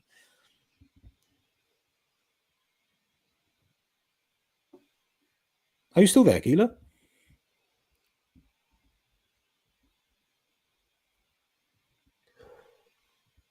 I can hear Stephen. Yeah. So Keeler is still there, obviously, but her mic is dying. Has died, rather. Oh dear. Oh well. Well, we can stay on and hope that she jumps in. Damn Wi-Fi issues. Damn Wi-Fi issues, she says. I feel your pain, Keeler. I feel your pain. Not that I would necessarily recommend it, Keela, just on the presumption that you can still hear us. I can only assume that you do. Is that oh god, what the fuck was I going to say? Oh yeah, that you had moved over to your mobile data the last time that we were talking, when you had it over Wi-Fi originally, and there was a lot of issues. I know that it may not be ideal and stuff like that, but if that's a possibility, then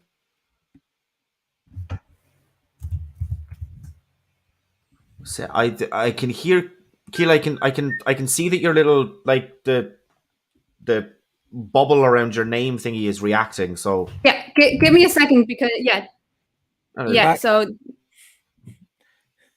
I can hear you on hotspot because my Wi-Fi is crap. Yay! Sorry about that, guys.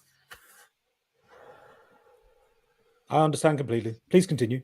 So yeah, I'm gonna refresh just because that was a little bit premature. Oh dear, oh dear. I get the sentiment. Obviously, she's going to refresh, and that's all fine. That's all wonderful and everything. Well, let's face it. I can't roll my eyes at that because I've done that about 3 or 4 times on this stream already. So oh, there she is, back again. True. Yeah.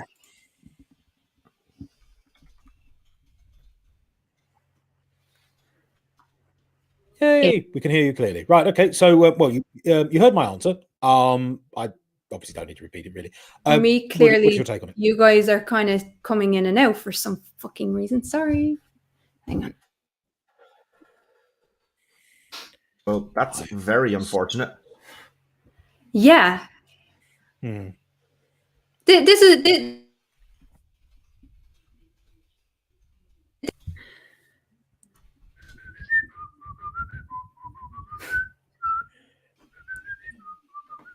I wish I was able to whistle as effectively as you, Kendon. That was. There we go. Excellent. Right, let's carry on. Yeah. So, right. So, my point was simply that the phrase "on demand" only has a negative connotation with regard to abortion because abortion ends a human life when it's not necessarily appropriate to end one. That's why. So if I said aspirin on demand, no one would care, because aspirin, unless you take too much of it, doesn't end anybody, whereas abortion does. That's the whole purpose of it. There you go. That would be my very strong. I have very strong issues. Well, you see, the problem with that assessment that it is that the potential life. That's my problem. I see. Yeah. Sorry. Can you hear me now? Yeah, you disappeared for most of that. Sorry. Yeah, we seem to be. I seem to be able to hear you well enough now. That last little sentence that you said was uninterrupted or whatever. Yeah, see, it's coming and going. I'm sorry. I will. That's what it was. I'm so sorry. I've just been massively distracted by the chat. That's the tune that you were whistling, Kendon. It was in my head. I was like, where the fuck do I know that sound from? I just thought I thought it was the old song Magic Moments, but there we are. If it's called Elf Tune as well, I'll have to look that up. Yeah. So Keela, so in all seriousness, what was your rebuttal? Because we missed it, I'm afraid. Keela? Well, my problem is the automatic. Yeah, my problem is the out of someone else is equal to the life that's carrying it, and what tends to happen is that's actually going through this this comes to early abortion, i.e. the abortion pills. What you're ending there is a pregnancy. Right. But what are you pregnant with? What you're ending is to say, no, what you're ending is a life. But it's the you're disappearing, Keela, I'm sorry. Value that you're cutting in and out massively, Keela. Yeah, I know it's the oh no, it's all good. We're all very familiar with techie issues here.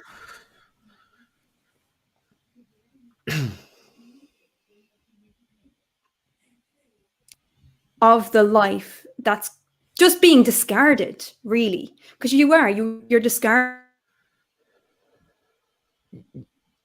process of choosing whether or not to end a pregnancy, and to discard that experience and all of the experience that comes before it. That's what I find very, very offensive. Now, it's fine. It's your point of view, and I respect. No, but I don't understand what life we're discarding, because I'm afraid we lost a lot of detail there, Keela. What life? I mean, the only thing, it's not the life of the mother that is the point of contention for me. It's the life of the baby within her. Yeah, it's not see, I'm cutting it out. Yeah. Hang on.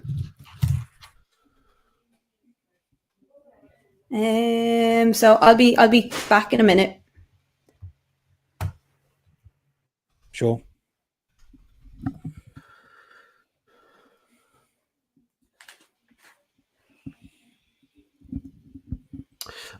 Sarcastic barman. I'm pretty sure he's from your community, Keela. Pretty sure I heard you talking about that guy the last time, he had sent in some super chats and stuff like that. He's pretty. He obviously knows you, Kendon. He says Kendon Fahr. He's from TikTok, isn't he? Damn cool. Anyway, I'll listen quietly now. Damn. By all means, sarcastic barman. First time I've ever been described as damn cool. But I don't know what I've done to earn this label, but I will accept it. I always accept compliments I don't deserve, because I might never get them again. So never mind. Oh, good. There we go. So Keela will be kind of refreshing there. Sorry. You had said that Brant Siaz was from your yes, I've seen his name on my TikTok comment section. Yes, he's one of mine. So he's someone I've brought across. Very welcome, of course. If my life is in danger, then by all means save my life. Much like a woman could die from birth, I agree with that. But if my life isn't in danger, but maybe I have a broken leg, arm, etc. Yes, I mean, this is it. Because the trouble is, the ultimate point, the only reason why I object to abortion on demand is that I can understand that you might have to choose between pregnancy and ending the pregnancy, but that's a poor pair of choices, poor pair of options. So yeah, no. Oh no, she's back. Excellent. Woohoo! Hello. I think I've got it sorted. I think I've found the little sweet spot in my apartment that can hold the Wi-Fi. Go Keeler! It's your birthday. We're gonna party like so far anyway. Right. Okay. It takes a while. It takes a while. Sorry if I sound so fucking tired. I've been working for 10 hours today, so. Yeah. So the last point I made, you were saying abortion on demand. There's no other instance where the phrase "on demand" is used in a negative context. I suggested that's because this is the only medical procedure which ends a human life, and then you said something about discarding. Now, unfortunately, the greater context that was completely lost. So if you want to go back on yourself, that's absolutely fine. Yes. So my problem is the discarding of the experience of the actual life that is going through this process. And and why I say that is abortion is never an easy thing. And the idea that a woman just simply on a whim just wakes up one day and says, you know what I think I'll do? I think I'll have sex. I think I'll get pregnant and I think I'll just have an abortion, as if it's that simple. And that for me, because I have had an abortion myself as a result of rape. And since coming out with my story, I have sat in the room with over 50 women in the last 3 years alone. I think since coming out with my story, over 130 women I have sat with while they take the abortion pill, or I've gone with them to the UK because it was illegal here. And the idea that simply it's I don't know if you know any women who just wake up one day and say, you know what, I think I'll have an abortion. No, that sounds like fun, because it's not a fun process at all. Oh no, I can tell you that. I'm well aware. I mean, obviously, I speak academically, if anything, because of course I've never gone through an abortion and I never will do. But I know what it involves, and it is not pleasant or comfortable when it leads. But that's my point. You speak on an academic level, but this is not an academic experience. No, I know, but what you're doing is what you've done is you're taking these are experiences of women who have had abortions, including yourself. And obviously, I'm not going to comment on the context of your abortion unless you want me to. Obviously, I'm not going to be derogatory. That's not what I'm by all means, I've heard it all, even the derogatory terms. Well, yeah, I mean, this is the thing. When it comes, if you talk to a lot of people who are. So I wouldn't even describe myself necessarily as pro-life. You understand? What I find difficult with the abortion debate is when it's pro-life or pro-choice. It's what is the nature of the choice, because I find that both sides, there's a lot of obfuscation, there's a lot of mismanagement there. I don't like the idea, like if for example, you were obviously the pregnancy was not your idea, and that to me would be an exception. Because I can't think of the worst thing you could say to a woman who's gone through your experiences. Congratulations, you're a mother. I mean, that's ridiculous. I mean, that there are some things, but what bothers me is that I think a lot of people try to intellectualize it or rationalize it by denying what they're actually doing. What you're actually doing when you have an abortion is you're ending a human life that could have been healthy and flourished and all the rest of it, but there's a kind of, they try to dismiss it. They say, oh, it's just a clump of cells. Well, we're all just clumps of cells. Life doesn't begin at conception. Yes, but the complexity, it's the complexity of life. And that's, I hate some of the slogans on both sides, and the whole idea of just calling a fetus a clump of cells does not make sense. It's never made sense to me at all. But when you're talking about the early stages of pregnancy, you're trying to equate and you're trying to level up a life that it has lived for however many years, has had experiences good or bad. And the idea is that you are trying to make a huge life-saving, life-changing decision for this person. For me, parenthood should never, ever be forced. Parenthood should be respected. It should be valued, and it should happen. And couples and individuals should have the right to manage their family planning. And I don't think a government, I don't think a court, I don't think a country, I don't think any of them have the right to decide family planning for an individual. So what I would say, where I stand, is I'm for free, safe, and legal abortion. And as early as possible, but as late as necessary. So the point being is you have a proper, comprehensive sexual education from an early age that's age appropriate. You have free access to contraception, and people are informed of contraception of all types. And that goes alongside respect for alcohol, respect for food, respect for all of these things that actually lead people to have unsafe sex. So you're not just arguing the issue for abortion. And that's the problem when a lot of pro-choicers argue for abortion. It can come off as though they're arguing simply for abortion. No, we're arguing for a lot of things to happen alongside abortion to bring those numbers down. But the problem is the arrogance at which some people actually make the claim that women haven't thought about this before having sex, or women haven't thought about, or they're just going to use it for contraception, or they're just going to use, it undervalues the experience that women go through when they opt for abortion. It undervalues it, and it trivializes and infantilizes the experiences that we have. That's the problem that I have with it, all for the sake of the idea of a life. It doesn't matter the quality of that life, just that it's a life, and that's my problem. Yeah, there's no consideration of the value of that life, or the quality of that life. Well, no, but this is the problem. I mean, the Jewish view, for example, is that half a life is still a life, because I don't like the idea that the quality of life is the thing that matters in this regard. I also don't see the infantilization aspect, if I'm being honest. Trivialization, yeah, I can see where you're coming from on that one, but infantilization, no. The phrase family planning, if you want to have children and you haven't conceived yet, and you make a mistake and you find yourself pregnant with your partner, long term or whatever, it's no longer academic, to use that adjective again. There is now a baby in play. There is now a child. There's now a third life to consider.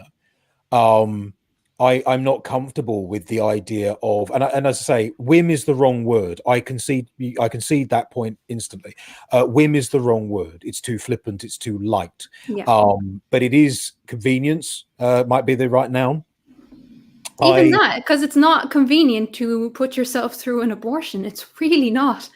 No, it's not convenient. Maybe the process is inconvenient because it is. It's horrifying.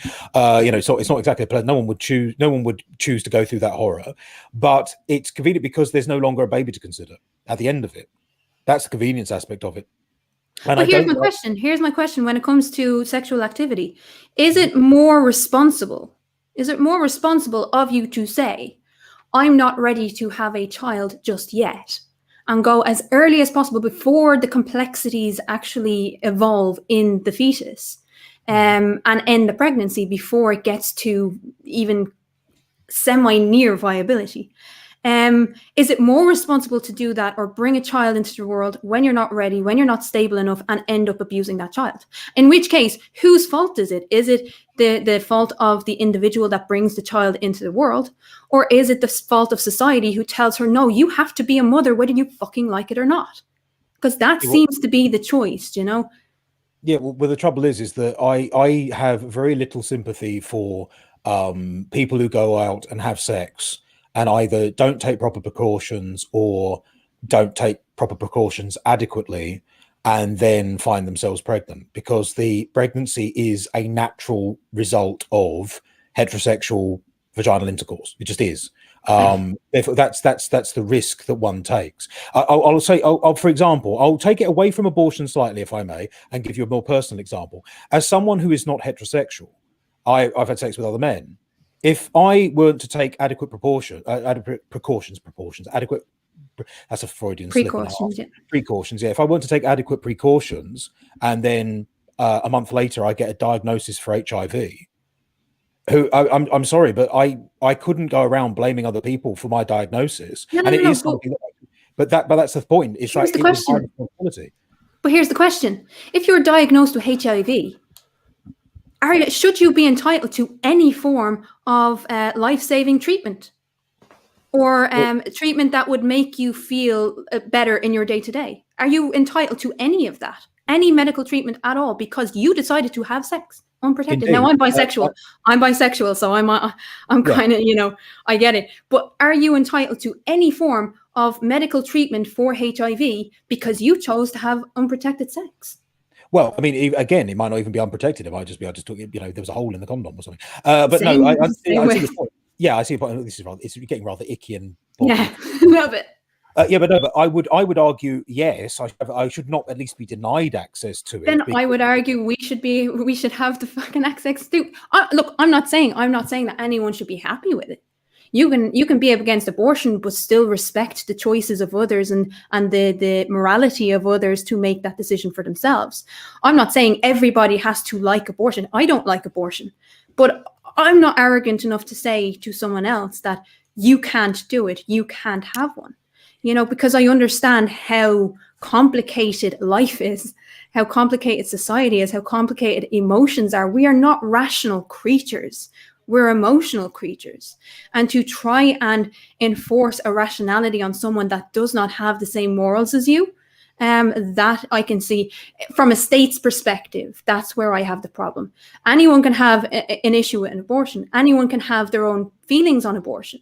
But when it comes to law, when it comes to the state enforcing that onto a human body, that's where I kind of draw the line. Well, okay, here's one. If the state were to deny me HIV retrovirals, and therefore I would die of HIV-related illnesses, AIDS, then the state is killing me.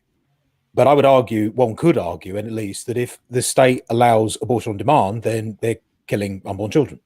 So to me, the problem is that I understand that there's an autonomy issue, but again, you don't have to.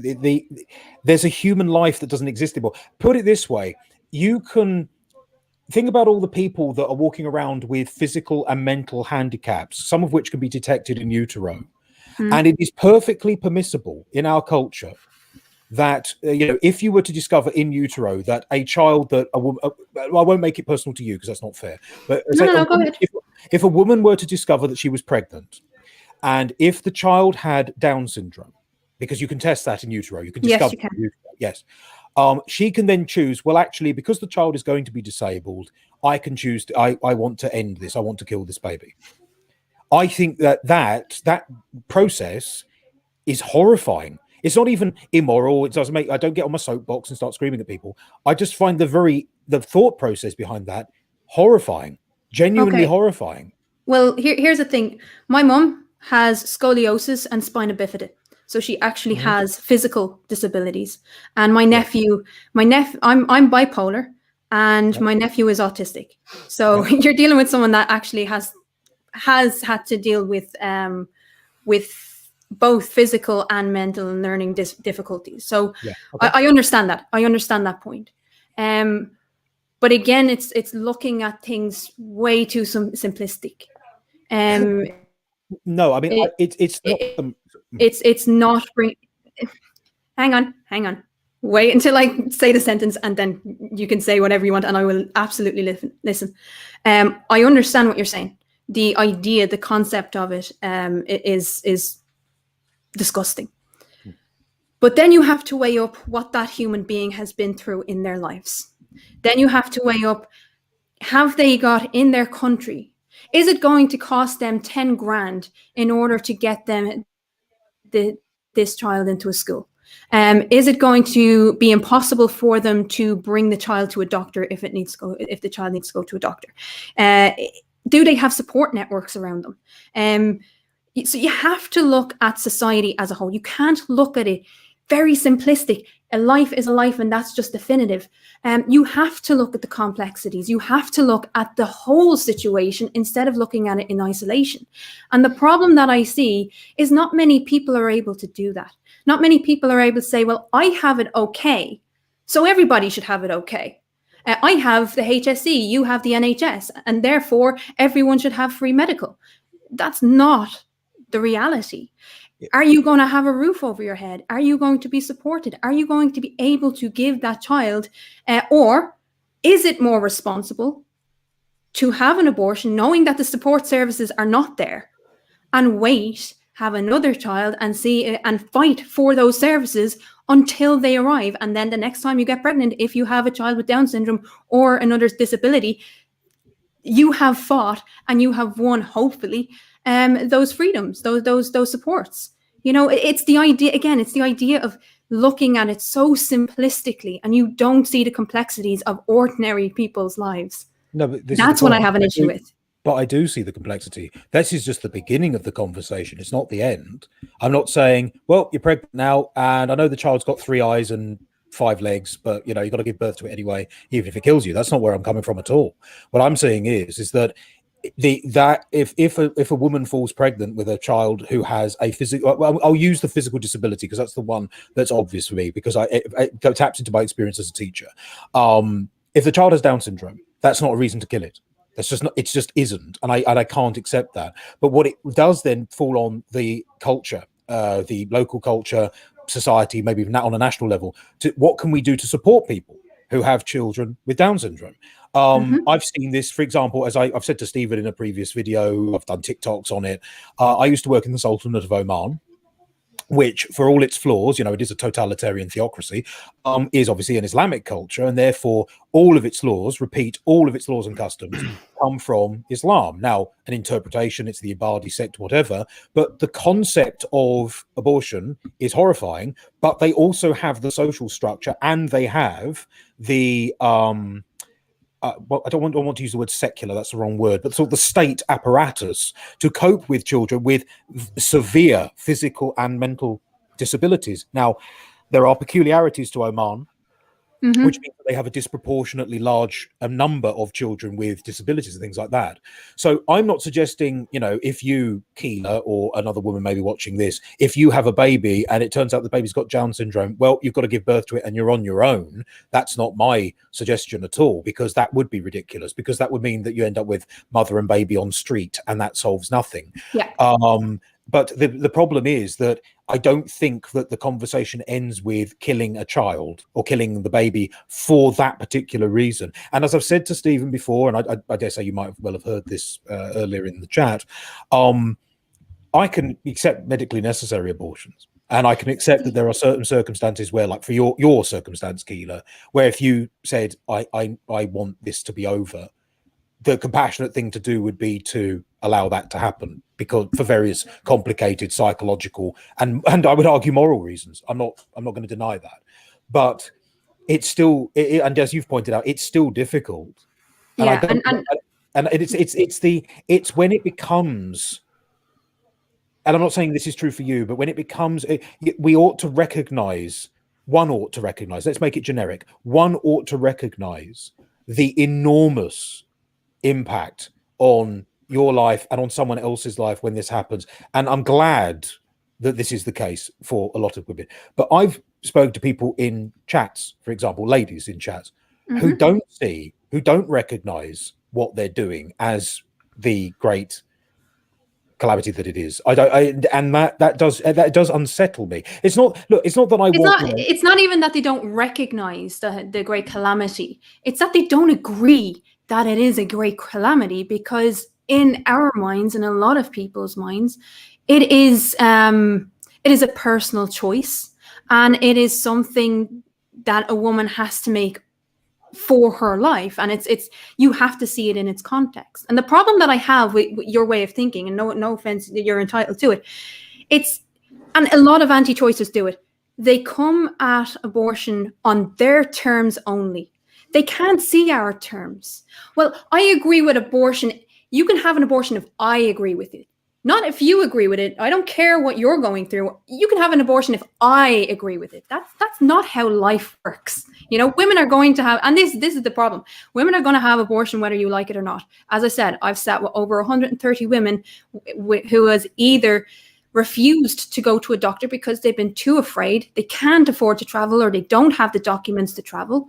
And so they will sit in their front rooms on their own with no support networks around them, and they will take the abortion pill, whether you like it or not, and whether you agree with it or not. And Yes. that's the reality of the situation. So for in terms of law, and again, I always bring it back down, you are absolutely entitled to feel how you want about abortion. But when it comes to law is there for everyone in society. It is not bound, or it should not, in my view, be bound to particular religious tropes.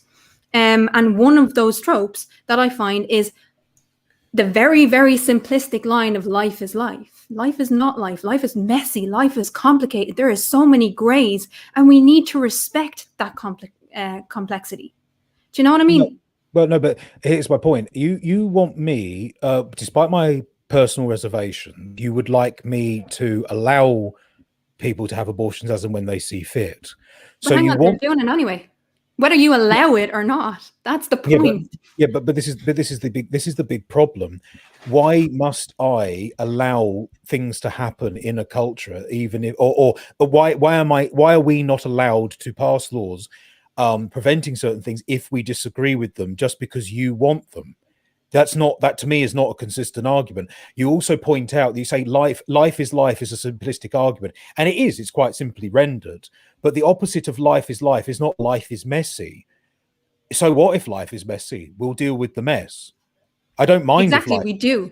We deal with the mess. That's the point. But the thing is, we do or don't. We use ostrich syndrome, and this is my problem here. A lot of it is we live in a culture that does celebrate life. And I'm sorry if you disagree. We do. We live in a society. I had this discussion with my sister last week, because I moved to a new place, and she used to live up around this area, and she pointed out where she used to have a doctor, and she said, I remember when I got pregnant on my son, he came out after the test and said, "Well, congratulations, you're pregnant." I said, "Okay, I'm not going there then." And she says, "Why? He was a good doctor." I was like, "Yes, but he's anti-choice." Because he presumed that you were automatically happy about being pregnant. My doctor, the doctor that I have right now, which I'll have to change because I'm over here, the first thing that he would say is, "You're pregnant. How do you feel about that?" And that one little act of compassion, of asking a woman how she feels about a life-changing moment, is the difference for me between a professional doctor and someone who lets his biases rule his head. And so, yeah, I wouldn't have that person as my doctor, because I don't think they respect me as me. They see me just as a number, as a patient, and therefore, or as a figure. No, but this is it. I mean, I agree that when one is being professional, one must be objective as much as humanly possible, and that's true for any profession. Again, my limited experience is limited to teaching. You can't say, "Oh, I refuse to teach Billy Snodgrass because he's a dick." It just doesn't work that way. You have to be objective as much as humanly possible, and treat all of your charges as unique human beings that are worthy of respect and attention, because that's your professional duty. You have a duty of care, among other things, but it's your professional duty to teach all children to the best of your ability so that they realize that's their ability. So I understand why congratulations, you're pregnant is a technique. I mean, it's a relatively weak, light example, but I can see that is unprofessional, because you're assuming the feelings of your patient, whereas Exactly. As a doctor, you're supposed to diagnose not just the body but also the mind. How do you feel about this diagnosis that I've just given you, or this lump that's growing? How do you that your bedside manner must come into play. But it's automatic. It's the, even if you were to announce, if you were to say to someone at any point as a woman, I'm pregnant, if you just used those two words, the first thing, the response, the automatic response is, oh my God, congratulations. Because we live in a society that values that life. And to go against that, to decide, you know what, regardless of how everyone else feels, I don't want to do this. I'm not ready for this, or I have reasons behind it. And the other issue, when you come at it on your terms instead of the woman's terms, is like what you said. Well, your abortion was okay because I agree with that. Mm-hmm. That in itself, I don't tell you that I was raped and I had an abortion because I was raped to get your approval. I tell you because that is the experience. And so the idea that you deserve a reason for someone else's medical procedures is very, very arrogant. No, and that's my feeling. It's the medical procedure, but yes, but that's actually an example of compassion, because, as I say, not only was the pregnancy forced upon you, but as I say, as someone who has experienced SA, as I'm going to describe it, because it's, this is YouTube. I have compassion. I mean, obviously, I've never had quite your experience, put it that way, but I know what it's like to be not abused, that's the wrong word, but to basically not to be in control of the situation, let's put it euphemistically. So that's an example of compassion. It's such a traumatic event. And bear in mind, I don't come at this completely blindly. I'm one of the few men I know who's actually visited what we used to call a battered women's shelter or a domestic refuge. So I've been inside one of those while it was open, while it had clients, for want of a better word, in the building. So I am well aware, and you see ladies in various states of disrepair for various different reasons. They're taking shelter from, and it's usually a bloke, let's be honest, but it can be also another woman. You do have to feel. How could you not feel compassion? But there is a massive difference between I've gone through a traumatic event and now this needs to end, between I got drunk on Friday night and now I've got this problem. There is a massive difference between the two. Now, in both scenarios, a human life is ending, to that extent, there is no difference. But the circumstances by which the life is ending matters profoundly. Because here's another thing that upsets a lot of my American viewers, I think. I'm not a big fan of capital punishment for pretty much the same reason, because the taking of human life, and there are circumstances where you might need to, should be heavily considered. And I'm not saying that you wouldn't consider it properly, but I'm just saying it's the sort of thing. It is the greatest, most important, most significant moral debate, moral choice that you could make. By your action, another human being's life comes to an end. That is massive, whatever your position is, and I know you respect that. But again, there is a difference between your circumstances, Keela, just picking on you because you've made that clear, and someone who drank too much on Friday night. There is a massive difference in circumstance. And while, yes, I agree, a woman's feelings should at least be considered, let us not forget that a human life is ending in either scenario. But here's another problem that I have, is a lifelong commitment for one act, for one mistake. The condom split, the guy didn't wear, the guy didn't use it, the contraception failed, whatever the reason.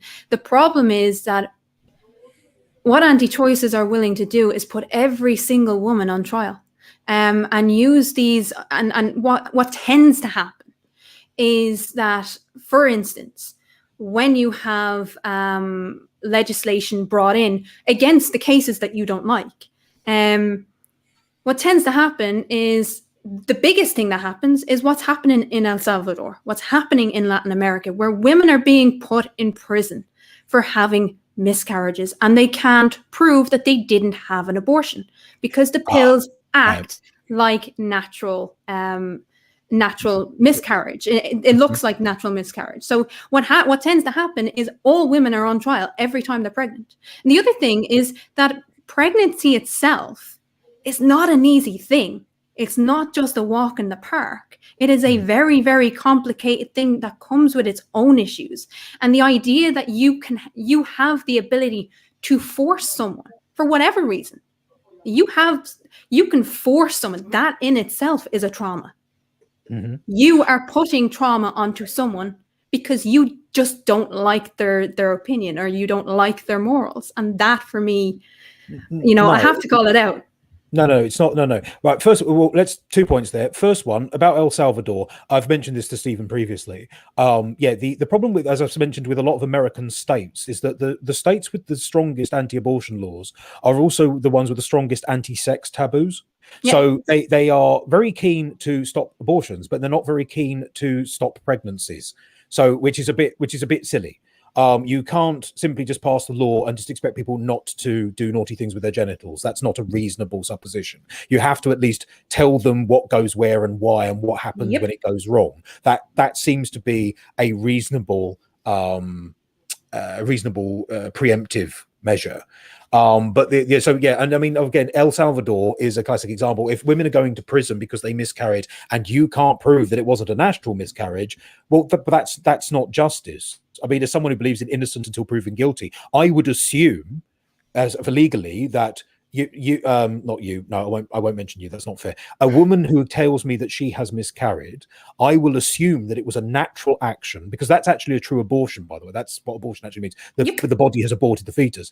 I will assume that she's telling the truth unless I can prove that she, did something, used a coat hanger or whatever. And if I cannot prove that she's had a backstreet abortion, then she walks free. That seems to be reasonable. Are you in favor of jailing women who have abortions? No, I'm not, because what does that solve realistically? You send a woman to prison for, like, I don't know, say, so what's the conviction for, what's the sentence for murder in the UK? Is it like 25 years, I think, maximum, or life imprisonment? For us, when Savita Halappanavar died in 2012. Which coincidentally was the year that I had my abortion. And it was incredible because a lot of women came out, a lot of men came out on the street grieving. We were a nation in mourning for Savita.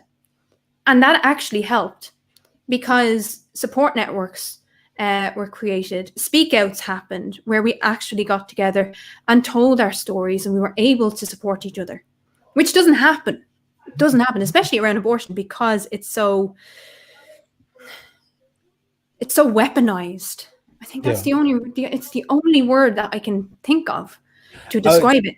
It's especially used as a weapon in political and debate. So what happened here was, in 2013 we got the Protection of Life During Pregnancy Act, and following on from, it was 22 years since the X case had happened, which was a 14-year-old rape survivor whose parents she was raped by a family friend, and the parents tried to bring her to England for an abortion. This was in 1992. And what happened was, the parents phoned up and asked if they could use the remainders of the fetus, the fetal tissue, as proof that this man raped their child. And what actually happened was, the Attorney General said, nope, seize their passports. They're not going anywhere. And so they seized the passports. They went to the High Court to get it refuted. The High Court agreed with the Attorney General, and they took it to the Supreme Court. And the Supreme Court decided that if a woman's life was in immediate risk, and the word immediate was important, and I'll get back to that now in a sec.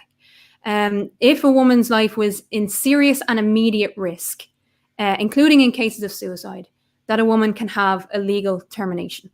And that's what was decided in 1992. In 1994, they tried to take that away through referendum. But what actually happened was, we gained the right to information, and we gained the right to travel. We weren't secured in our right to travel for an abortion until 1994. And every time the Irish government has tried to roll back on access to abortion, the Irish government, the Irish public, has told them to fuck off, basically. So in 2000, we saw a string of cases from 2000 to 2004, 2005. We saw a string of cases go to the European Court of Human Rights. We had the ABC cases, which one of them had cancer, and her cancer treatment was stopped because she found out she was pregnant.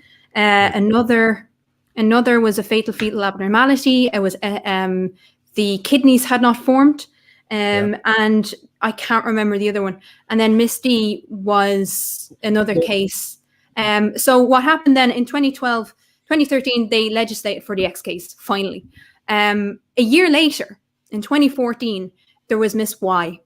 And Miss Y was a 19-year-old asylum seeker who was raped in her home country, and on entry to Ireland, she had an assessment, a health assessment, and they told her she was pregnant. And she went on hunger strike. She went on hunger strike because she didn't want to be pregnant, obviously. Because she didn't have the documentation, she couldn't go to the UK. They tried to get her to the UK. She couldn't get to the UK. And what ended up happening was she went on hunger strike, refused to eat until she was given an abortion. Our health service went to the High Court and got an order to say that they could force feed her, strap her to a bed for mental illness, strap her to a bed, and when the baby was viable, cut it out of her. Yeah, well, see, Keela, I'm not denying any of the stories that you have just put forward to me, but I don't disagree with the, well, no, sorry, no, let me rephrase. I agree that these are horrifying stories. Like, for example, the case of the woman, the young refugee force-fed until she's healthy enough to keep carrying on, and then they cut the baby out of her. No, that's because, again, this is the problem. This is the problem. When you bring in laws instead of regulation, I'm for regulation, absolutely for regulation. We need regulation on abortion. When you bring in laws against abortion, it's these cases that fall through the cracks.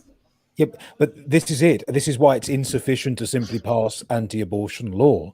I recognise that because it's such a traumatic experience, force feeding a woman just so she can carry on being pregnant is barbaric. I'm not even going to argue that point.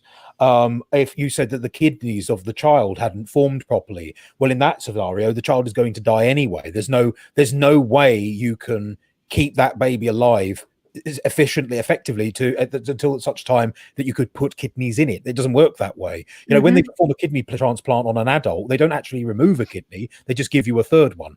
I found that out recently. I was quite surprised, but what do I know? I'm not a medical man. I'm not arguing that these rules are perfectly acceptable and that there aren't any flaws in them at all. And I've already made it clear that in cases of, say rape, incest, traumatic birth, which would kill the mother, I recognize what's the phrase? Is it medically necessary? Medically necessary abortions. I can't reasonably force a woman to give birth in those circumstances without parking my soul to one side of the road. So I'm not going to do that. But what I do take exception to is the idea that, because in the end, if even in cases of medically necessary abortions, the end result is still a dead person. If that's medically necessary, then that can't be helped. And I recognize that. I respect that. That's not a judgment on anybody. It's that this is life. Life is terrible. This is the sort of thing that happens sometimes. What bothers me is when a person, even a tiny person, ends up dead because the choice was made by a mother, especially a mother who could otherwise have raised the child or given the child up for adoption. And this is where normally the foster care argument comes in. If the foster care system in, say, Ireland, England, El Salvador, Outer Mongolia is inefficient, I would support a massive investment in fostering services for babies that mothers don't want. I would support that. But the idea that that dead, that person is dead now, and that's okay in every single circumstance, every single one, that there is no circumstance at all whereby this could be considered wrong on any level. I can't sit with that. That doesn't sit right with me. I see flaws in it. That's it. It's not a comment on mothers. It's not a comment on women. It's not a comment on pregnancy. It's not a comment on the complexity, the lack of complexity of life. Of course, life is complicated and messy and horrible, and we all end up dead anyway. Let's be honest. We all have the same destination. We're all going to be planted at some point, hopefully after a long life. I just want that life to start so you have the chance to do something with it. That's all. And although there are exceptions where it is necessary to end a life before it's even begun, I don't think it could be I don't like the idea of it being a universal process. That's it. Yeah, and again, it comes back to, ultimately, it comes back to whether you weigh, and I don't mean physical weight, whether you weigh the potential life of a fetus the same as the life of the woman carrying it. I don't. I honestly, I don't. And as someone, I was a Catholic most of my, or half my life. Actually, I've been an atheist longer than I've been a Catholic now. That feels weird to me. But as someone who grew up in the church, even most churches, most of the biggest churches in our world, did not have a settled view on abortion until 1860. The 1860s. And what they used to believe was a fetus was a potential life until the point of ensoulment. And ensoulment was the deliberate and separate consciousness of that of the mother, which was usually when the baby kicked for the first time. Now I understand ultrasounds and everything has broadened that up a lot of it. But again, what you're talking about is the idea, and this is what doesn't sit right with me. I remember finding out I was pregnant. I remember how absolutely shattered I was. And it's the idea that not you, but the royal you, that society would have the ability, because I know what it's like to be forced to become pregnant. Yes. But I also, because of the laws of this country, or the previous laws of this country, I also know what it's like to be forced to remain pregnant. Yes. And the violation, and it is violation of you as a person is so prominent in your mind. It does shit your mind that I can't even explain. That I can imagine I wouldn't be able to understand it, yes. But when you need people the most, when you need your state, when you need your doctors, when you need your support networks around you the most, while you're going through this difficult decision, because it is difficult. Now, when I made the decision, it was the easiest thing for me to actually accept, because I had deliberated and I had accepted, but it took a while for me to accept my decision. When I accepted this decision, I was the calmest I had been in months. And I'm going to say I believe that's true for a lot of women, whether they have a trauma leading to the pregnancy or not. You agonize over this choice that you have to make, whether you're going to continue or whether you're not. And for me, and from speaking with women who have had abortions for many, many different reasons, it is the violation of your body, of your person. When you need your support networks around you the most, and they tell you, no, we can't help you. We're not going to be there because we don't agree with why you're doing what you're doing or what you're doing. And again, it's the weight of this person with a potential person. They don't weigh the same. In my mind, morally, they don't weigh the same. See, this is the problem, because again, you're going back to your personal experience, which I am not going to belittle, because that's not my place, and I don't want to do that. That's not where I'm coming from. Again, I've already mentioned that in positions of great psychic trauma, which is what you're doing, it's not just physical, it's psychic damage, what we're describing. I am prepared to concede that I can't think of anything worse than forcing a woman to bear the child of a man who shouldn't have been anywhere near her. I'm trying to use, vague language, because this is YouTube. I can't think of anything worse. It's almost sadistic, the idea that, I would walk into a room, look at you and say, well, tough. That to me it's impossible. I couldn't, beyond moral reckoning. But that's not what we are describing in every single circumstance. And it's not what I'm saying, because again, the state, it's about these children have to have innate value. They have to. I believe that, even if it isn't literally true. My position is that every single human being, regardless of how crippled they are, or if they're ugly, or if they're not particularly talented, or whatever, if they're poor or whatever, has to have some sort of innate value. Has to. I have to believe that. It's the basis of everything that I come to and come with, and that's why I find it troubling when a baby is, because we are talking about babies a lot of the time. It's not just the morning after pill, which is a different nuance. When a baby is killed because of circumstances that don't really justify the killing of human life. That's an entire human life cycle that is completely abandoned, and that does trouble me. And if you say to me, Kendon, you need to consider the complexities. You need to consider, how messy people are. People don't have adequate resources or support networks. By all means, let's talk about support networks. Let's talk about funding. Let's talk about foster care. Let's talk about prenatal and antenatal. No, I've got that wrong. Postnatal care. That's the one. Prenatal and postnatal care. By all means, talk about that. And I will listen to your arguments, and we'll think about it and talk about diverting. I'm for whether you decide. Here's the thing. For me, whether you decide to have an abortion or continue with a pregnancy, every single resource that is medically available should be there for you. The counseling, the aftercare, everything should be there available to you. That's my position. So one of the things that actually, when I left Cork, I was the chairperson of the committee to protect Bantry Hospital and trying to reopen the maternity services down there, particularly in advance of COVID. So I completely agree. I don't think we're going to have a problem there. If you continue with a pregnancy, post and prenatal care should be widely available to you. The other thing is what we found with the Eighth Amendment, and because it was so broad, the state will fight to vindicate the right to life of the unborn. That's basically what it said.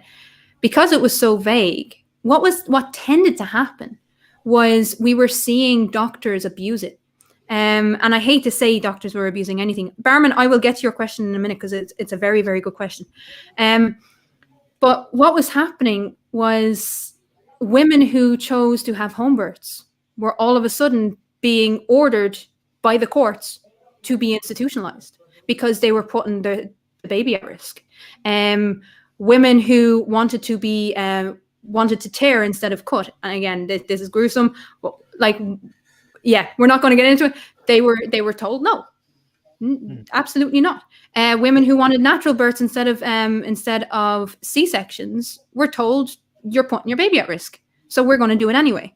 So there was very big problems there. But that's just getting, again, if you are to continue with a pregnancy, the choices that you make as a pregnant woman should be respected, and the care that you need, every ounce of it should be there, whether you choose to continue with the pregnancy or not.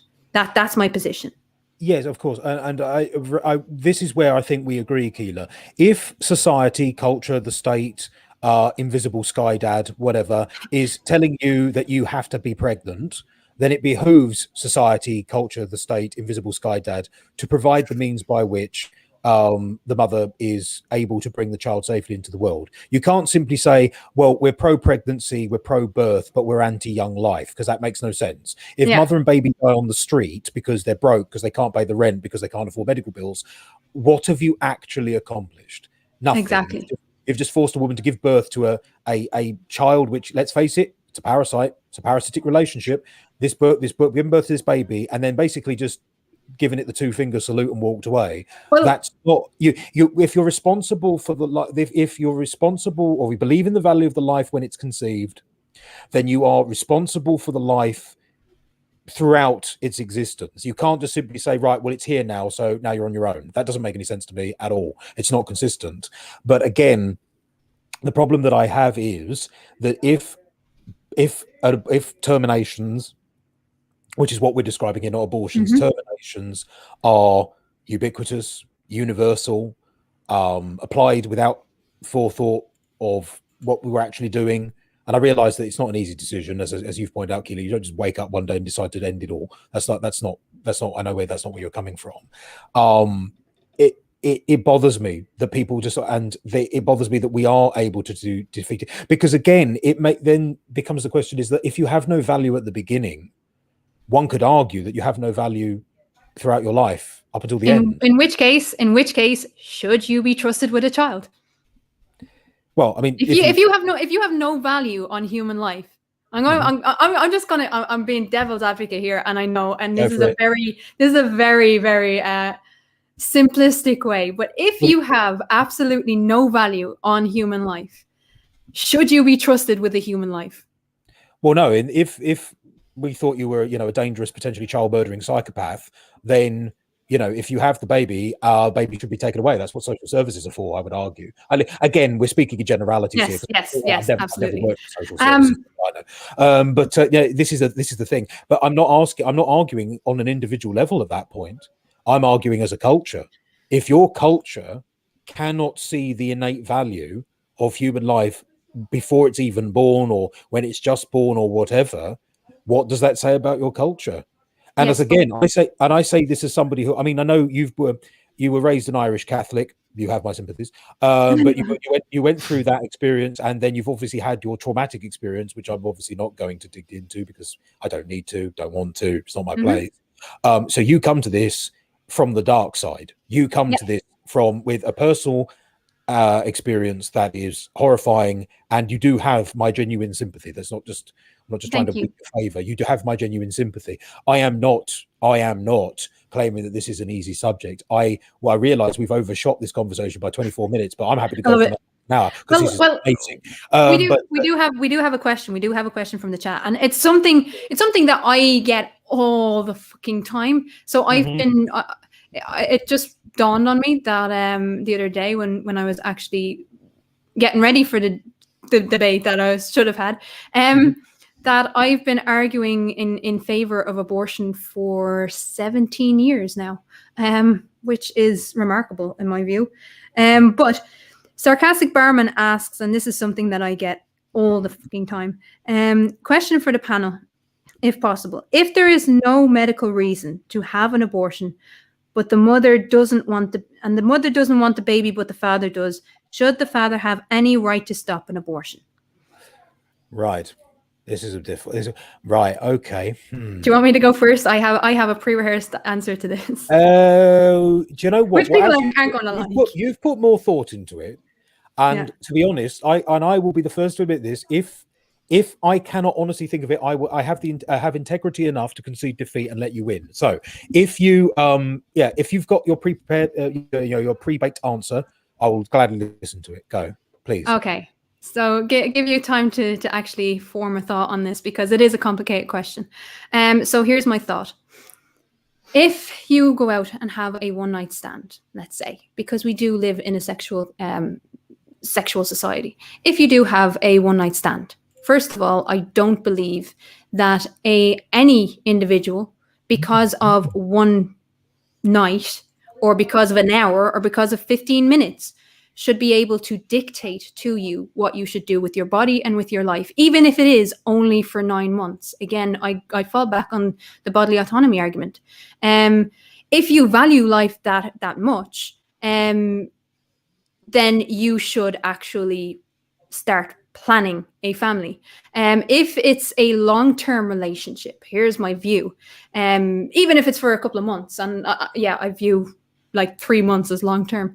But if you're in a long-term relationship, I would hope that you would be sensible enough to discuss things with your partner. What happens if? Because that's the responsible thing to do, to actually prevent it or to talk about it before this situation happens. Again, in my view, I don't feel that anyone should have the right to force a human being to do something that they don't want to do. And as heartbreaking as it is, again, if you're going to say a woman should have thought about that before having sex, so should a man.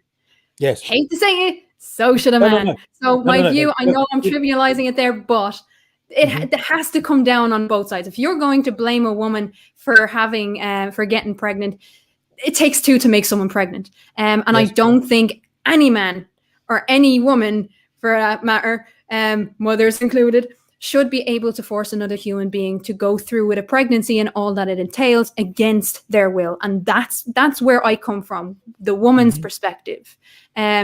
Not my perspective, the woman in that situation. The individual woman has to make that decision for herself, whether she is prepared or not to go through and to be tied for life to this individual. And that's my issue with it. Okay, now here we go. It reminds me of the old, it's rather twee slogan I once saw on the wall, one of those things that was cross-stitched. Any man can be a father, but a special man becomes a daddy. That's and I love that sentiment, because as someone, again, who comes from teaching and has seen what happens, I believe that the lowest circle of hell, if there is such a place, is reserved for men who abandon their children. I think one of the greatest moral travesties of, certainly of England, I'm guessing of Ireland as well, is the spate of young mothers whose male partners abandoned them with a child or two or three. I'm not saying I'm not anti-divorce or anything like that, but you know, a man has responsibilities, because 50% of the DNA is yours, mate, so you have to step up. I think that men who abandon their children should actually be hunted down and shot, just for sport, you know, fox hunting, but with a twist. I think that's just my position on that, because I genuinely, you don't understand, Keela. I hate those men. Because I've seen what happens to children when they are abandoned, and it is horrific. Even the bright ones, even the ones where mummy tries and grandma steps in to plug the gap, it is horrific. And I have direct experience of this, because along with my own dad, but my niece and nephew, their father, they were together. My sister and her ex was together for 9 years. And then all of a sudden, out of the blue, he decided, nope, don't want to do this anymore. Now, I know it's not that simple, but out of the blue, and it blindsided my sister. He just up and left. Yeah. And now he's still kind of around. He hasn't seen them in 8 months because of the virus. But a 9-year relationship, 2 children, and he just walked one day without talking to her at all. Utterly dishonourable, dereliction of duty. Not impressed. If I may be bold. The problem is that here, I mean, the question that Sarcastic Barman actually asks is: the mother doesn't want the baby, but the father does. Should the father have any right to stop an abortion? My answer is no. Yeah, here's the problem. Because it means that it's a tough one, isn't it? Because we're talking about because this is where we're talking about, because the baby. Well, I still think that, you know, abortion is something that should be really a last resort. But here, what we're doing is we're talking about a man imposing on an adult woman. That's a quandary. That's a quandary. I can't. I'm going to have to think harder on this. And it's 11:30 at night, and I'm not sure that I can. But yeah, no. I mean, on the face of it, I'm going to say no. He has no right. But this is the problem.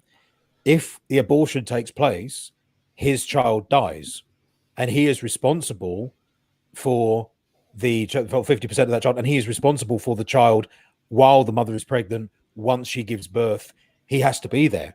But he's also responsible for not having that conversation with his sexual partner before impregnating her. Yeah. No, if we're going to blame women for getting pregnant, we also have to blame the men. There is consequences. Oh no, this is it. No, I agree. You know, if I go out and I find a nice looking lady, and then she turns around to me and says, "By the way, you're the father," that's the next 18 years of my life sewn up. I would consider it. There's no social pressure for me to do this, but I would have to step up. Otherwise, I couldn't look at my reflection in the mirror. I wouldn't. There is child support. There is child support, but yeah. Yeah, but no, child support is inadequate in my mind. I mean, I understand there are circumstances where it might be necessary, but sorry, big fan of 2-parent families, even gay couples. Don't mind. I've had this conversation with Stephen already. I'm big fan of the stable, secure 2-parent family structure, whatever combination of parents, even if they're step parents or adoptive parents or gay couples. I don't actually care at this point. I'm not that fussy. Just stable family life, please, for children to be raised and nurtured and loved and cultivated like pot plants. Thank you very much. That'll do.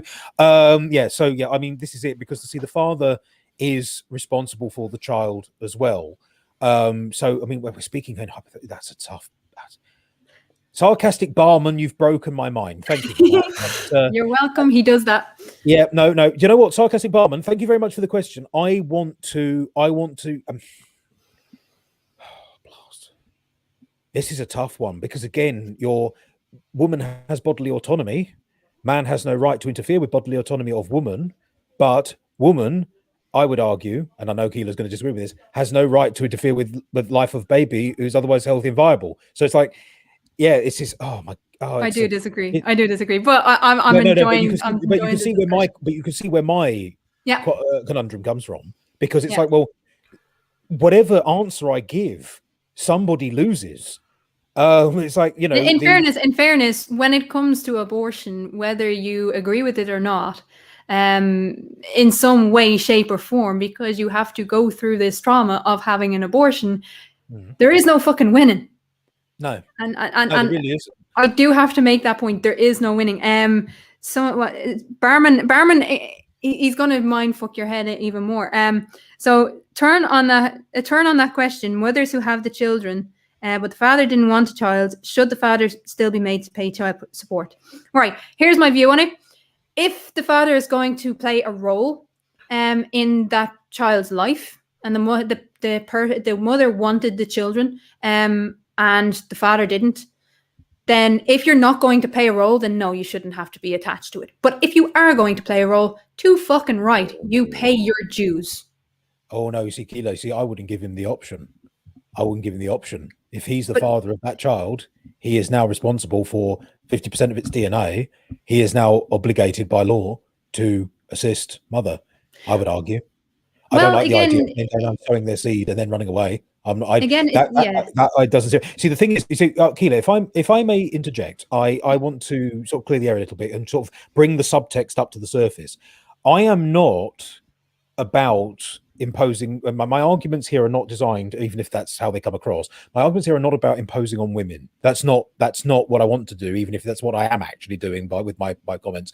I want to restore a kind of balance, and I want to bring men into it. I don't want, women to be shackled with the baby and men to get away with doing whatever they want and having options, because both mother and father are responsible for the baby that was created. So I don't want the father of the child to have the option of walking away from the obligation of supporting their child. I'm making tea. I'm just going to mute. Okay. No, I'm not comfortable with that at all. I think the father has responsibilities for the child as well as the mother. The mother should not be alone in this, even if she is the one who has to obviously carry the child and give birth. She can't do this on her own. It's impossible. We've kind of drifted away from the topic of abortion, really. Now we're talking about sort of like the roles of parents in wider society. But well, I mean, again, it's tied to abortion because it is. Yeah, it has to be, for me, it has to be the decision of the woman to go through with a pregnancy. And if she chooses it, then she should be supported. Yes. No, but this is it. So, I mean, if you live in my nightmare, anti-abortion dystopia, Keela, then obviously I wouldn't just, as I say, I wouldn't leave you on your own. I would make sure that there is a support network available to you, even if you don't have one naturally, within your own community. Well, here's another thing that the Irish state decided to do. Go on, then. Educate the English. Come on. So, I can't remember when it was. It was a few years ago. I think it was 2015, 2016-ish. The Irish state decided that when your child, so we have what's known as child benefit, and it's basically the Irish state financially paying the mother of the children or whoever's looking after the children for the upkeep of those children. It's basically the state recognizing that they have a role to play in the upkeep of those children. They decided to cut that off when a child turned 7. 7. So women are supposed to go out and work. It hasn't even started puberty. It's not even in double digits. Women are supposed to go out and work at the age when their child turns 7 because they're getting no financial help from the Irish government at all if they are single parents. Man or a woman, they're not getting any flaw help in this law. It's quite a big flaw. Just a little. Can everybody hear me? Yes. Yep. Yeah, Yeah. I spot a flaw. That's ridiculous. 7. What if hasn't even started puberty yet? Maybe have gone to infant school, but that's no, that's not. I don't side with that at all. I like sarcastic barman has come back with this one though. I'm reading the chat as well. But then, if the father is obligated by law to support the child, should he not also have some right about the bringing of term of the pregnancy? No, because I don't like the idea of abortion on demand. I know Keela's going to start screaming at me in a minute anyway. I respect why, but we're just going to leave that for the time being. I won't It's not. scream. No, you know what I mean. You seem like a calm and rational person, despite all the horrors that you've gone through. So I admire you greatly for that. You have no idea. But the trouble is that I don't like the idea of a human life being debated upon in that fashion. I think if a man knocks a woman up, and the woman is made to have the baby, there's no reason for her to get rid of it, then the man is now obligated to help raise the child. I don't have much wiggle room in that scenario, because I don't like the idea that a man can abandon his. Well, I say a man-child can abandon a man-child can abandon his responsibilities. It's not about you anymore, son. It's about the baby that you've created. In the same way, it's not. Although I know Keela disagrees with this, she puts the autonomy of the woman, the mother, over the autonomy of the baby. I don't. I think that all 3 players should be considered equally, and therefore, the ending of the baby's life, it should not be a factor in this. But both the parents, mother and father, have a responsibility. And I'm not interested. You must have noticed this, Keela. You must, as a woman, you must have noticed the rise in sort of very childish behaviour in blokes. Absolutely.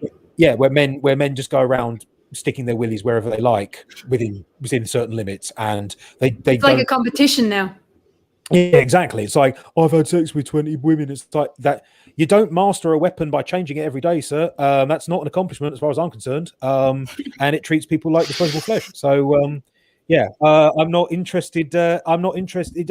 I don't understand it. It's an entire lad culture that just drives me insane. It's like getting drunk and having sex with random women, that's not an accomplishment. But anyway, that's why I feel like having proper sex education, having consent training as well, in particularly in universities where the culture is all about getting drunk. I remember being in university and like the pints were £3. Do you know what I mean? And for us, usually a pint is a £5 when we go out to have a drink. Like, where on earth have you been drinking? In Dublin. And it sucks. Well, there you go then. Yeah, stop. Yes, it sucks. And they overcharge. Like in Temple Bar, they charge like £7 a pint. So never go near Temple Bar, guys. Just don't do it. Don't be the tourist. I was warned off Temple Bar. When I went to Dublin, I found a little side street and started drinking the decent local brews as well. Much better. Dublin's got. Anyway, this not the point. Anyway, I forgot what we were talking about there for a minute. I did want to come back. Yeah. I did before you make that point. I did want to come back in on something that you said there. Is that when I say argue, when I talk about access to abortion, for me, and I used to argue it completely differently. I was telling Stephen before we when we were talking last. For me, for a lot of people that I talk to, they have the theory. Whichever theory that is, they have the theory, they have the ideas, but they don't have the experience and they don't have the practical knowledge. And what I found was, I've always been pro-choice. I've always been respect the boundaries of the person. And if you can't respect the boundaries of the person, then we have an issue. So beforehand, I used to get really frustrated because, again, I had the theory, I didn't have the practice. And after my abortion, I realized, hell, I have the fucking experience now. I don't need to get angry because, hate to say it, I'm right. I'm right because I've gone through it. I'm right because I've seen how complicated it is by listening to stories, by listening to other cultures. I did a documentary there a while ago with a French crowd, and they were celebrating 40 years as abortion being a human right. And we couldn't even get access if we were fucking on death's door. Do you know what I mean? For me, that was incredible. Yes, I mean, and look, and again, look, I am. You're speaking anecdotally, which is not meant to be dismissive, but yours is anecdotal, mine's academic. I appreciate that Yeah. distinction. I do. The trouble is, though, that what you're describing is a uniquely Irish experience, which I think is common into a lot of countries, but it's not. Where the strange thing for me, and I've actually mentioned this with a friend here where I'm living now, is that in my ideal world, abortion would be legal, but no woman would choose it. Yeah, Which I believe realize is a stupid and completely unsustainable reality. But if in my reality, it's like you would, even if if you found yourself accidentally, and again, I'm making it personal to you, I'm not trying to trivialize it. If you found yourself accidentally pregnant, I would dearly love for you not to go through the procedure and to seek support from a healthy, substantial support network. I would love that. But I recognize that, if abortion is legal, then that option is there, even if I don't approve of it. It's a weird one. And I'm you know what, Keela, with all respect to your experience, I can't endorse abortion I can't endorse abortion on demand for the reasons that I've mentioned. But okay, I'm going to come back in on this abortion on demand. For me, it's abortion by request, and I'll explain why. Because even in the most liberal countries, where abortion is freely available, it's not like you go in and again, it's such a derogatory term, on demand. It's as if these Karens are walking up to a clinic and saying, "Give me an abortion now."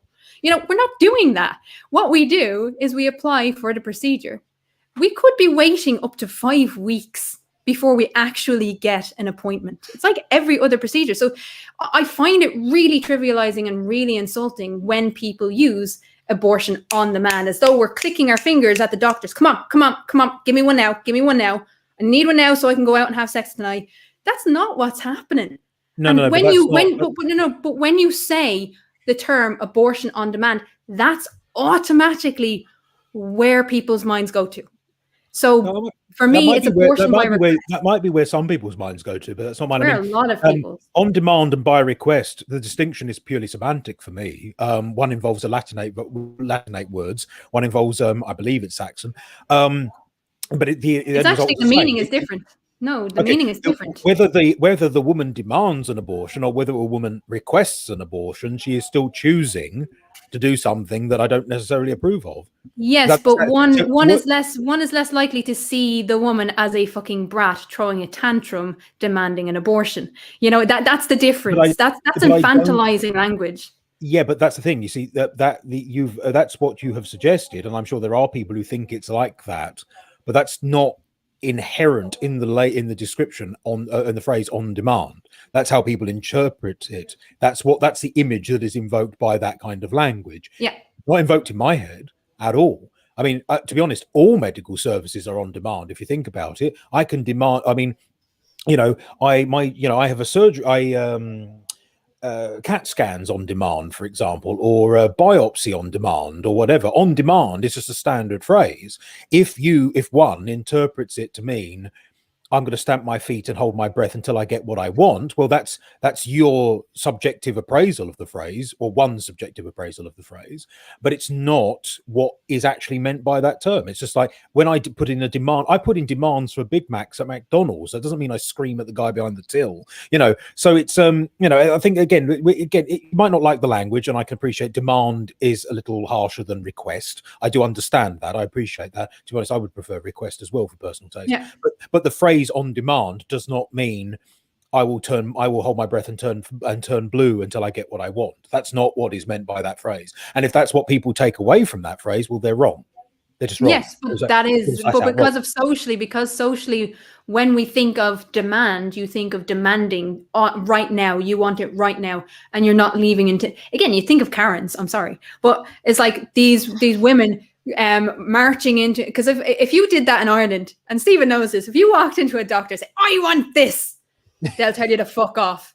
I'm demanding this now. They tell you to fuck off. We've already established that Irish bedside manner isn't necessarily necessarily top drawer, but yeah. Barman has another question. Barman is killing it with the questions, the great questions. Do it. If the male contraceptive injection was more normalized, does the panel think it would help reduce the amount of abortions? Yes, because it would reduce the amount of unplanned pregnancies and and unwanted pregnancies too. Yes, there's no argument there. Yeah, you'd reduce the amount of abortions because you'd reduce the amount of babies that are unwanted. Done. End of. Yeah. Yep, fine. Not going to argue that one. And anything that normalizes contraception, in my view, is always a good thing. If it's safe, if it is actually safe. Long story there. We agree on something. This is marvelous. I know. You see, that's the thing. It took us 50 minutes. But,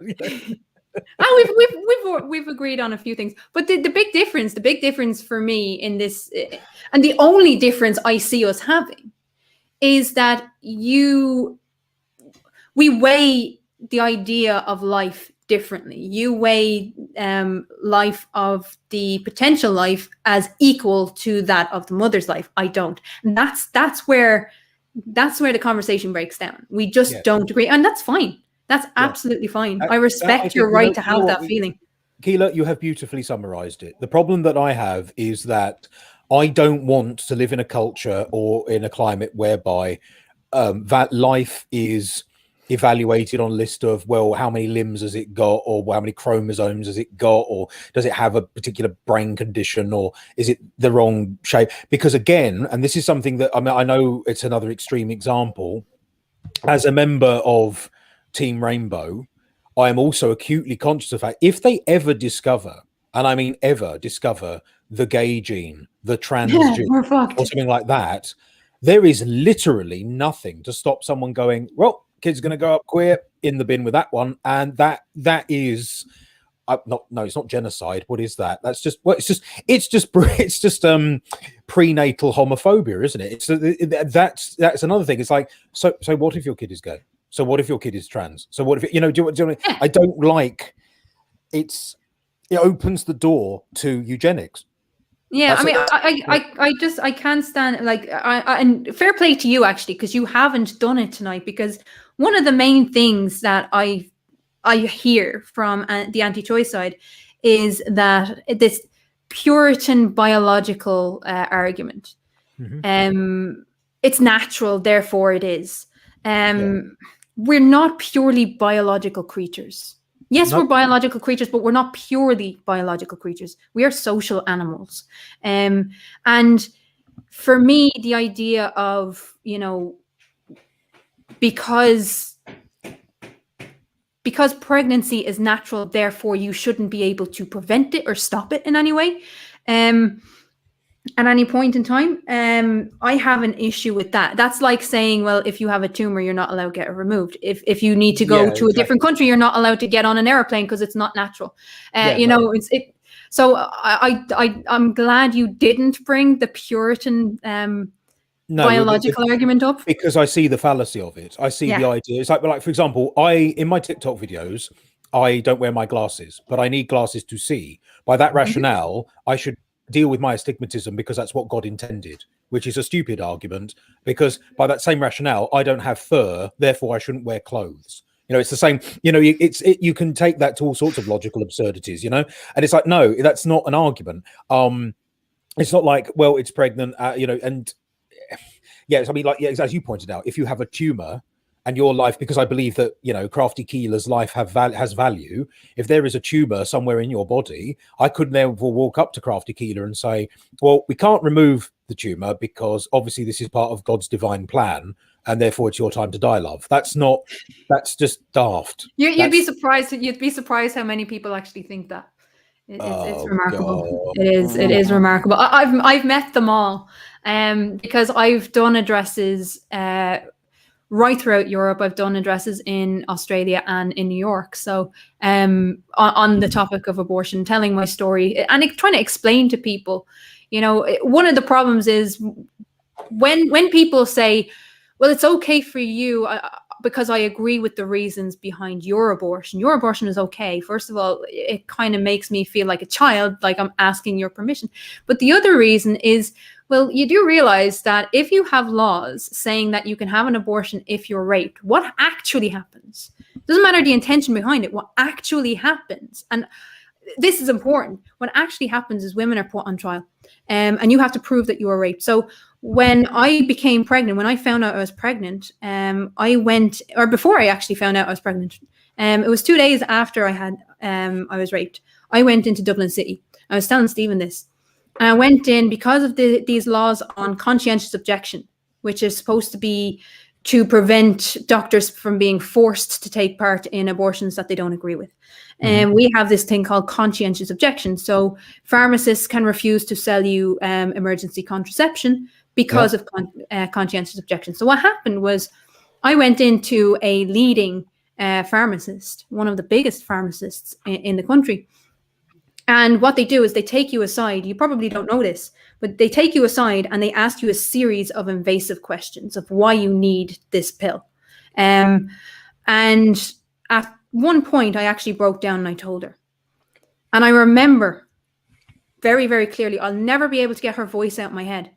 But what she actually said, the exact words was, "If you're going to lie to me, I can't help you." Yeah. Well, that's what was said to me. Well, that's hardly. So I could have gotten emergency contraception. Not saying that it would have worked, but I could have ended the pregnancy right there. The next one I went into, because I came out of there shell shocked. And the problem with conscientious objection is companies have the ability to ignore it. But it's the onus is on the woman to actually report to the pharmacist who conscientiously objects, which is not going to happen. No, but also I understand why if a pharmacist, particularly if it's a private pharmacy and therefore is not sponsored necessarily by the government, if a pharmacist doesn't want to give you morning after pills, I think this is a general phrase that people use, then he has the right to refuse that. I mean, obviously, if I own the pharmacy and my employee refuses to give you the pills, I have the right to fire him. That's also something that I would have the right to. But again, if I disagreed with his position. But the onus is on the woman to report them. And here's the problem. If under Irish law, if you conscientiously object, technically you're supposed to advise the patient, the person, where to go so that they can get the pills. That's what you're supposed to do. But again, that doesn't happen in practice. So what happened in the second instance, I came out of there, I went in, I was shell shocked, pulled myself together, went into the second pharmacist. And she said, "Well, I don't give out the abortion pill. It's the other pharmacist who's on holidays. So she'll be back in 2 weeks."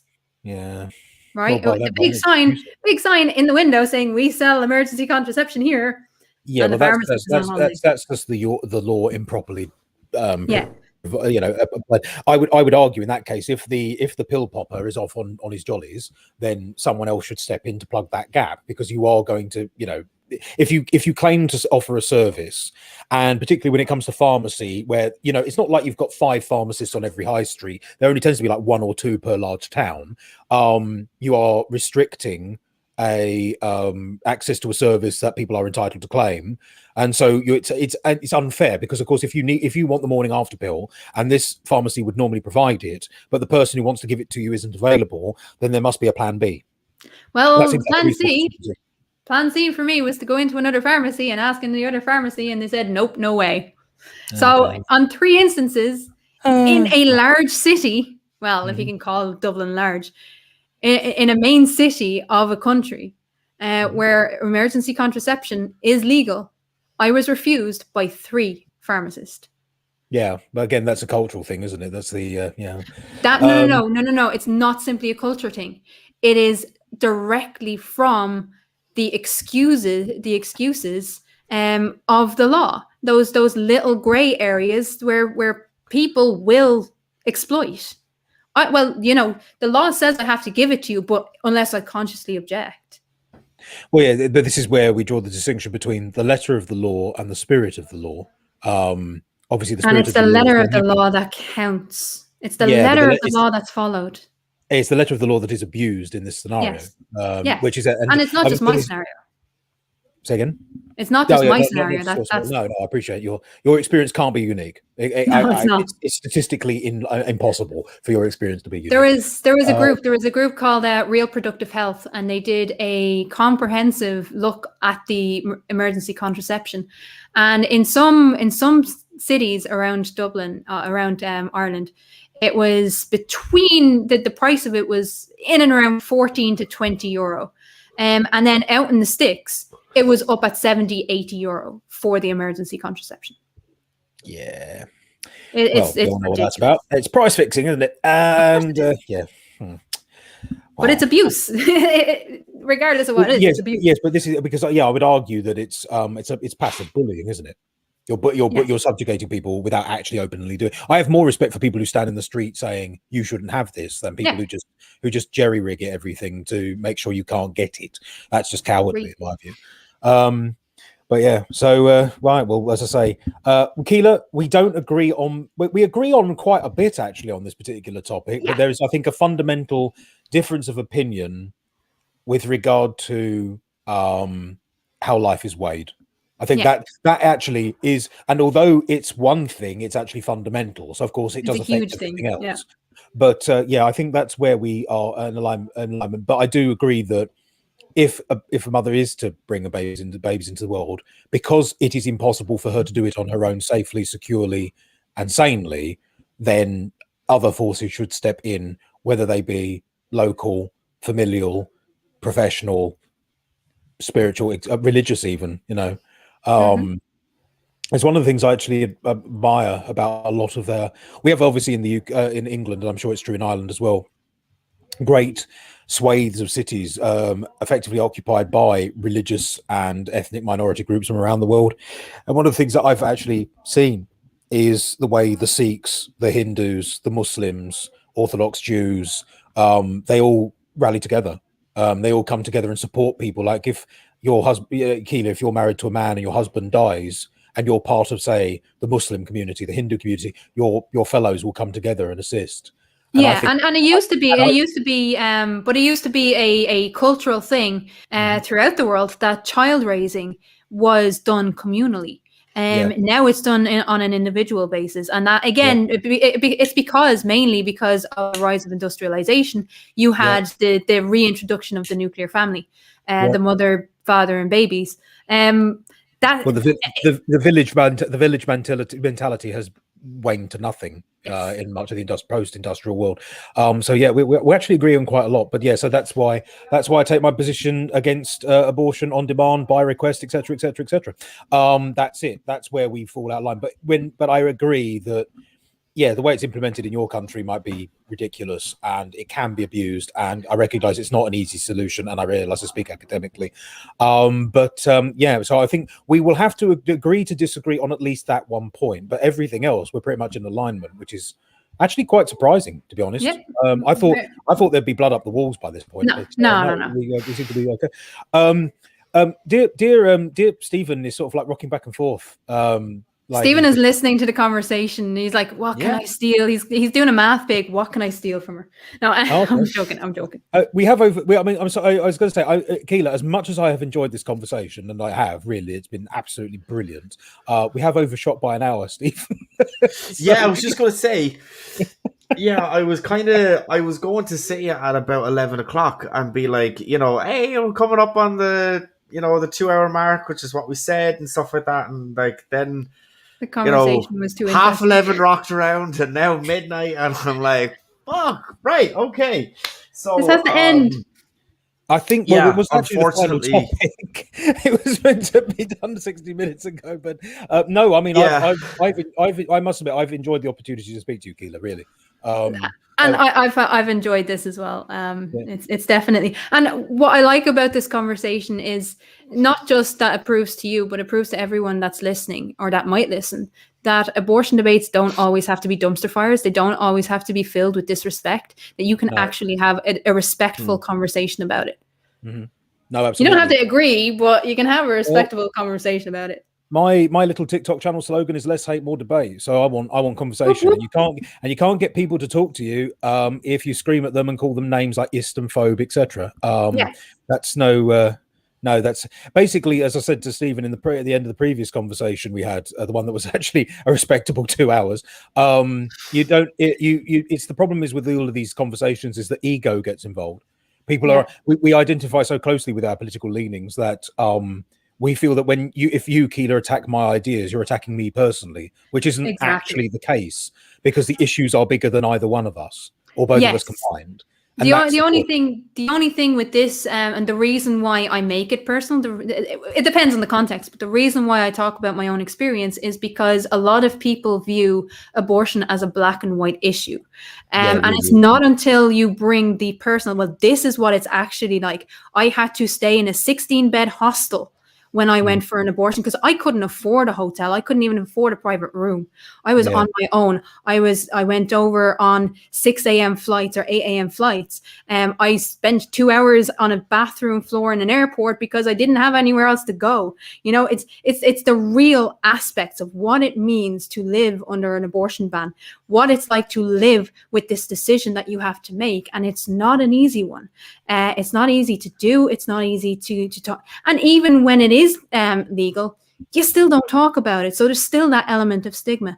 And I hope that by telling my story, by having these personal conversations and giving my experience, that people, whether they agree with it or not, can start to see that it's not just as simple as you might think. There are these nuances, there are these difficulties, there are these gray areas, and they have to be considered. So for me, it's always, I always come at it from a case-by-case basis, an individual basis, based on where the woman's at, not where I am. No, and again, to pick up on that, yes, this is not, by saying that I'm anti-abortion, which is not entirely true, but let's just use that like compound adjective for simplicity. By being anti-abortion, I'm not anti-woman, nor am I anti-woman's choice. It's just I don't think the choice is as simple as we've already established this. Let's we're just going over old ground. And again, so I will never be comfortable with the concept. But I do recognize that if I am going to take away one thing, I have to substitute it with something else. I can't just simply take it away and then stick two fingers up and walk off. That's irresponsible. So there are, it's are we going to fix it now? No, of course. But Crafty Keela, you are indeed crafty. That I appreciate. Thank you very much for the opportunity for jumping in and speaking at me rather than screaming. I appreciate that. You have no idea. I get a lot more screaming in my life. Screaming just doesn't achieve anything. No. Stephen, thank you very much for letting Keela jump on. Yes, thank you for sticking around. I appreciate that we've just hijacked your channel. No problem. Should we like stop? I don't know. Before we do, there's the best comment I've seen in the chat. Goes to Colin, a good friend of mine. Let's all say thanks to the moderator, Stephen, who has done a fantastic job. Very good. Stephen, can we do this again? Can we make this like a regular fixture without necessarily the technical hiccups? Because I enjoy these conversations very much, even if you might not be today because you've been sitting there quietly not contributing. But I think we should, man. I think we should make them kind of like a regular thing, Mm-hmm. No, well, that'd be nice. I've run out of ideas. Is this the part where sleep time? It's sleep time. It's I was just going to say. So I do want to give an absolute massive shout out. I don't actually know if he's still here because he did comment this quite a while ago. But absolute massive Chad in the chat, Peter, who said that he's a single dad of two daughters, and it's not always the guy that walks away. Absolute massive Chad. Well, Peter is a friend of mine. Peter is a friend of mine, and he is a decent guy. Okay. He was just making the point that it's not always the dads that walk. Yeah, I know. I mean, it's a stereotype, isn't it? But no, more men like Peter, please. More fathers like him. Absolutely. By the truckload, we'll take him. He's fine. He's one. He's square with the gods, as far as I'm concerned. So I appreciate that. Yeah, well, it is just pure gender bias at that point, isn't it? Just assuming that it's always the bloke who walks off. Right. Well, yeah. So. Yeah. Yes, Stephen, end it, or it'll never end. Yes, I will. I am going to. Thank you to Kendon, thank you to Keela, thank you to everybody who showed up in the live chat. Like, subscribe, all that YouTuber bollocks, and we will talk to you on Saturday for Kendon. Sorry, Sarcastic Barman has just put something in the chat. He says, how can I get in touch with Kendon to get him on SUNT? Well, I don't know what SUNT is. It sounds vaguely rude. Yes, sorry. So he runs every Tuesday night. Every Tuesday night, Barman runs a show called See You Next Tuesday. See what you did there. See what you did I there. know, right? Right, okay. Very Love good. barman. Yeah, so well, basically, Sarcastic Barman, you send an email to kendonfahr@yahoo.com. If Stephen could put this in the description, it'd be nice. But yeah, just send me a message, man, and we'll have a chat. But yeah, hopefully I'll speak to all of everybody sooner or later. Because yeah, it's been fun. Right. So, yeah, one very, very last question that Dave has put in is a hot dog a sandwich? No, it is not a sandwich. If anything, it is a taco. We will talk to you on Saturday for my MDD abortion debate review. Keela, maybe you'll join me for that. Maybe you won't. I don't know. Anyway, without this going on for far too much longer, I can already see the viewers that are leaving anyway. So, anyway, until Saturday, we shall talk to you then.